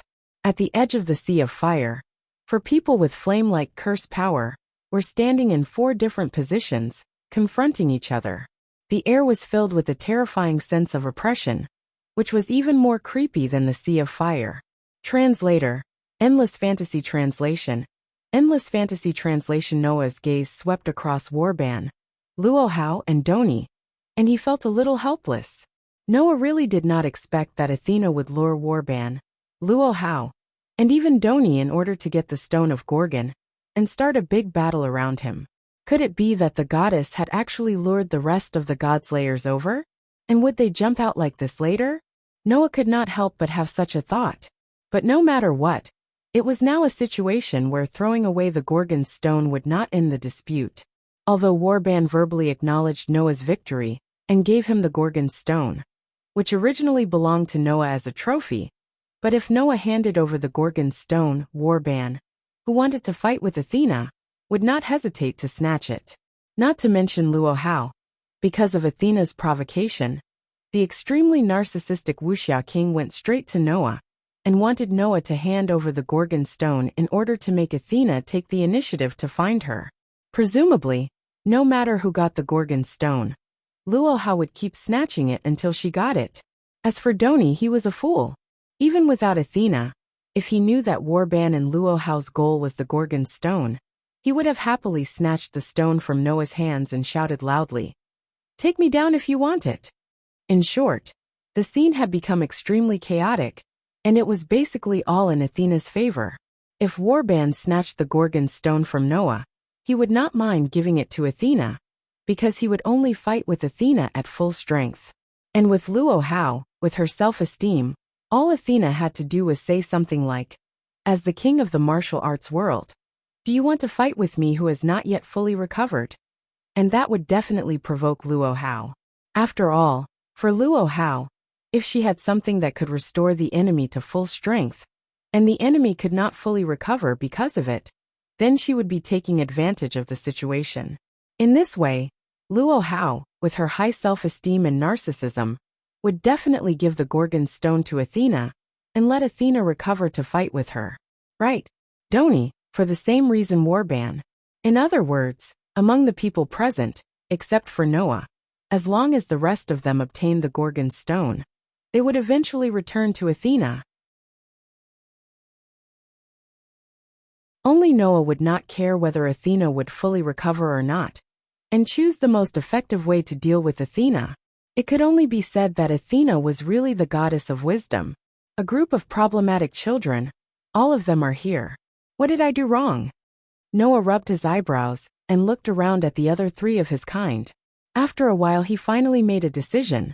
Hey idiot, Noah said to Doni, who was not far away. Compared to a free-for-all, you should prefer a one-on-one duel, right? That's true. Although a free-for-all is good, a one-on-one duel is more satisfying. Doni was startled, but he immediately reacted. Hey, what do you mean by idiot? Then how about we form a temporary team? Noah ignored Doni's protest and said without hesitation. One for each of us, a fair duel, no problem, right? Oh.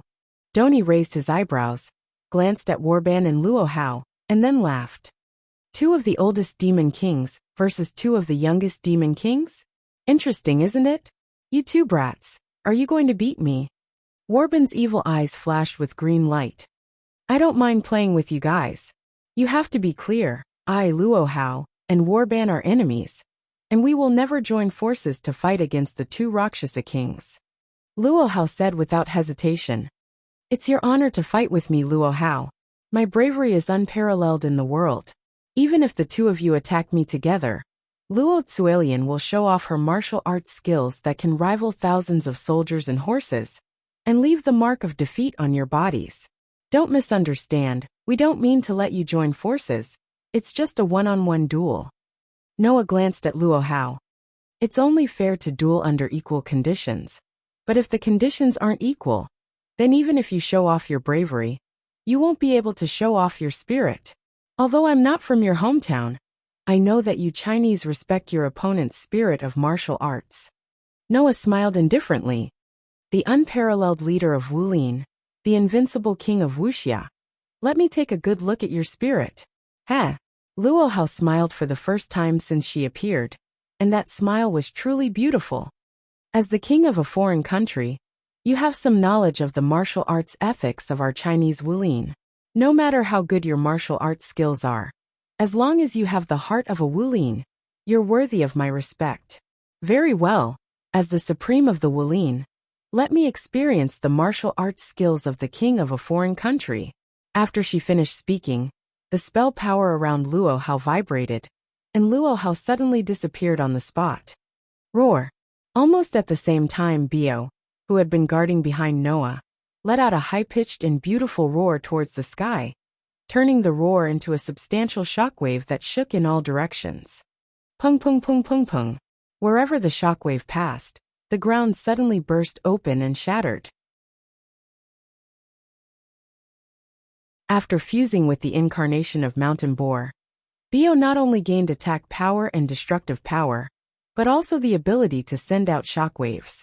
When combined with Crush, the shockwave sent out by Bio could shatter everything in the world, just like Donnie's unstoppable magic sword.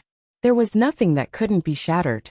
Under such circumstances, the shockwave that shook out directly shattered everything in its path, including the ground, gravel, and even the airflow, and spread out. At this time, Luo Hao's figure suddenly appeared at the edge of the shockwave. Obviously, Luo Hao was going to directly attack Noah. However, Noah noticed it and let Bio send out a shockwave that could shatter everything, forcing Luo Hao out. Well done, foreign Rakshasa king. Then I don't need to be polite. Looking at the incoming shockwave, Luo Hao took a deep breath, and then suddenly shouted out coldly. Last year, I fought Sangon Yuan. This year, I fought Song He. I washed the soldiers of Karak Spazinu. I let the horses loose in the snow of Tian Shan. I fought in the Long March, the three armies all aged. That was the spirit of words that sounded like a song. Who? The language spirit that transformed into a beautiful song carried a strong gust of wind, blowing away everything around Luo Hao. Xiongnu slaughter for farming. Since ancient times, only white bones can be seen in the yellow sand field. The Qin family built a city to hide. The Han family still has the fire of war. The fire of war burns endlessly. There is no time for war. As Luo Hao's voice continued to reverberate, the strong wind gradually turned into a gale. The gale gradually turned into a storm, spreading out like the shockwave that was blowing towards them. Fighting to death in the field. The defeated horse cries to the heavens. The crow pecks people's intestines, flies up to the withered branches. The shockwave that could shatter everything suddenly collided with the storm that was expanding in all directions. Dong! With a trembling sound, the two shockwave-like waves collided with each other, and like a tide that surged towards a reef, they crazily slammed against each other. The shockwave that could shatter everything shattered the oncoming storm. However, the storm seemed to be endless, turning into a solid barrier that guarded in front of Luo Hao. Soldiers are reckless. Generals are empty. They know that soldiers are lethal weapons.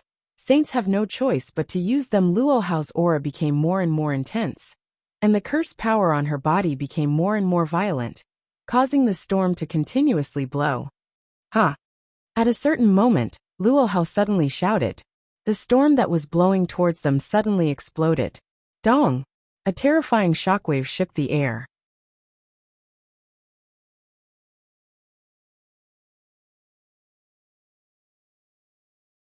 Chapter 5:15. Boom! It was like a star in the universe had exploded. Although there was no intense fire, the shockwave that could shatter everything and the storm that shook out along with the ballad turned into the most direct collision, violently surging in all directions. Bang! Bang! Bang! Bang! Bang! Wherever the shockwave passed, whether it was the ground, obstacles, or buildings, everything was blasted apart in a muffled sound. They were smashed into pieces and carried away by the shock wave like flying ash, striking in all directions like a tornado. Looking down from above, one would see that the two shock waves that were colliding with each other suddenly exploded, as if trying to take away the shock wave that could shatter everything. The two shock waves mixed together and vibrated in all directions. Under such circumstances, a terrifyingly huge crater was formed in a short span of 2 to 3 seconds. Although it was not as big as the huge crater created by Noah a while ago, this huge crater was still hundreds of meters wide. The surrounding high-rise buildings and residential buildings were all blown away. It was extremely violent. Luo Hao and Warban were obviously not the same type of god-slayer. Even though Warban also had a stormy wind and raging waves that could turn an entire city into a hell ravaged by violent thunder, tornadoes, and torrential rain, causing great destruction, Warban generally preferred to use the three authorities of Sodom's pupil, pack of greedy wolves, and servant of death's cage. After all, as long as he had the Sodom's pupil, he could deal with the small fries easily. The pack of greedy wolves and the servant of death's cage could both summon Warban's servants and make them his servants. Warban only needed to wait for his hounds and servants to complete the task he gave them. He did not need to waste time and effort to do it himself.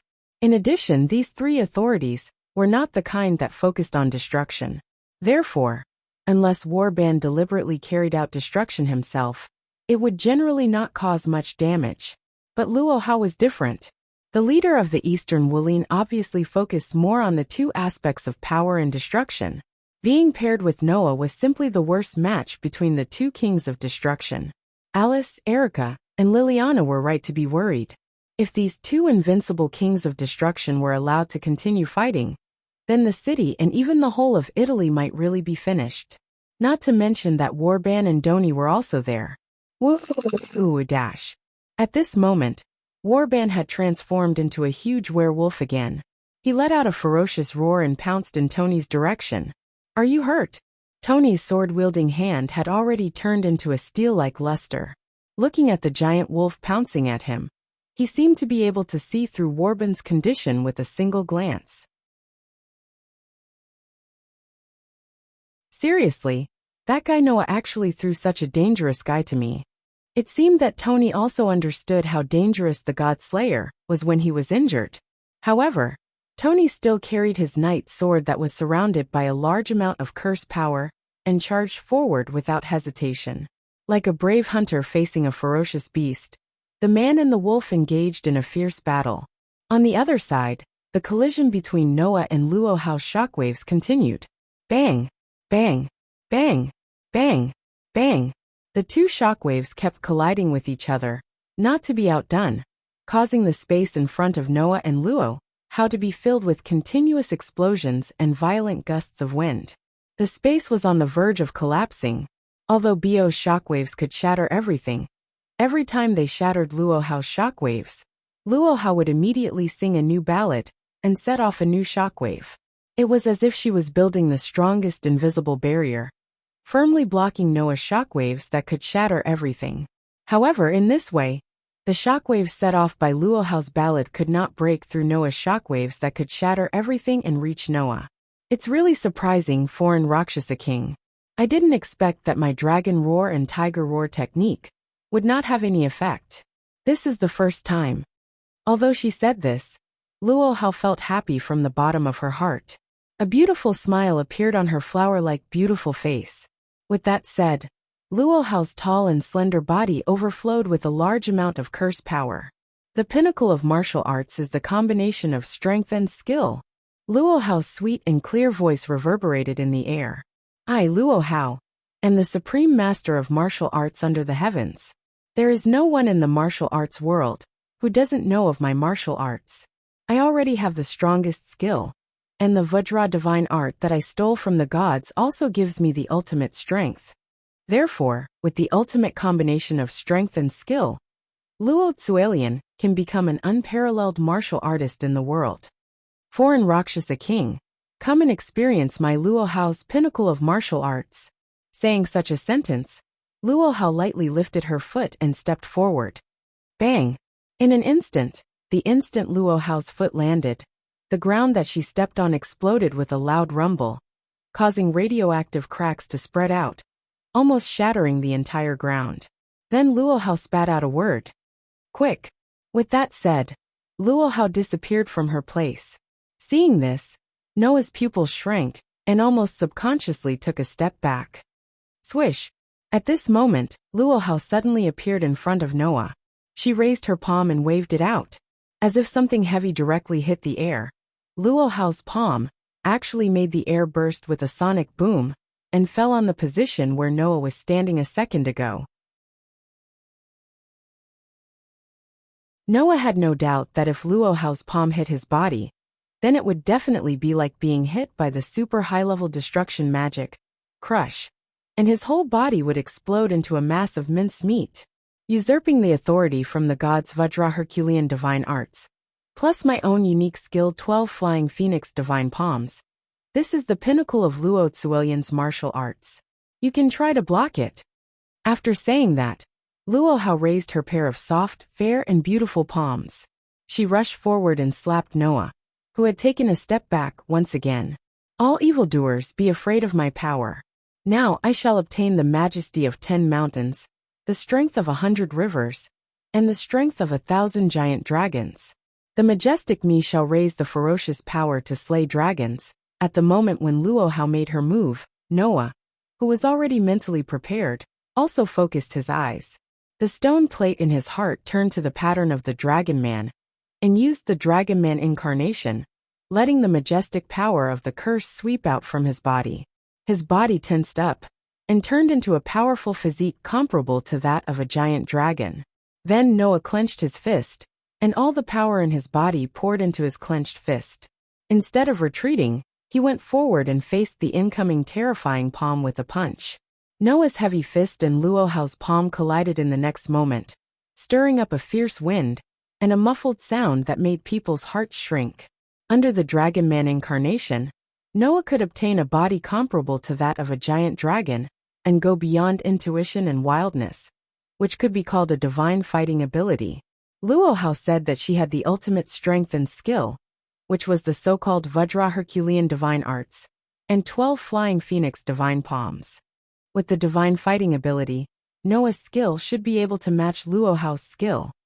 However, Luohao's strength seemed to be superior to Noah's strength, with a body comparable to that of a giant dragon. At that moment, Noah only felt a terrifying force pass from Luohao's palm through her fist and into his body, making Noah feel as if he was hit by something.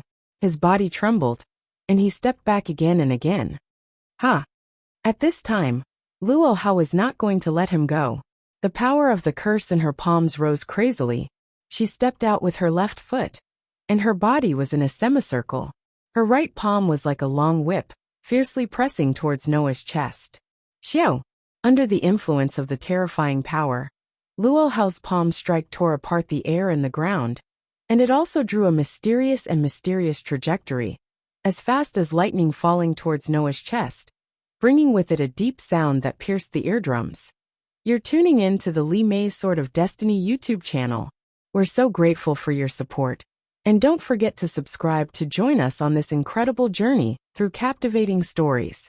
Your generosity through donations truly makes a world of difference, as it's the primary source of revenue that allows me to expand and enhance this channel for you. Thank you from the bottom of my heart for being a part of this adventure.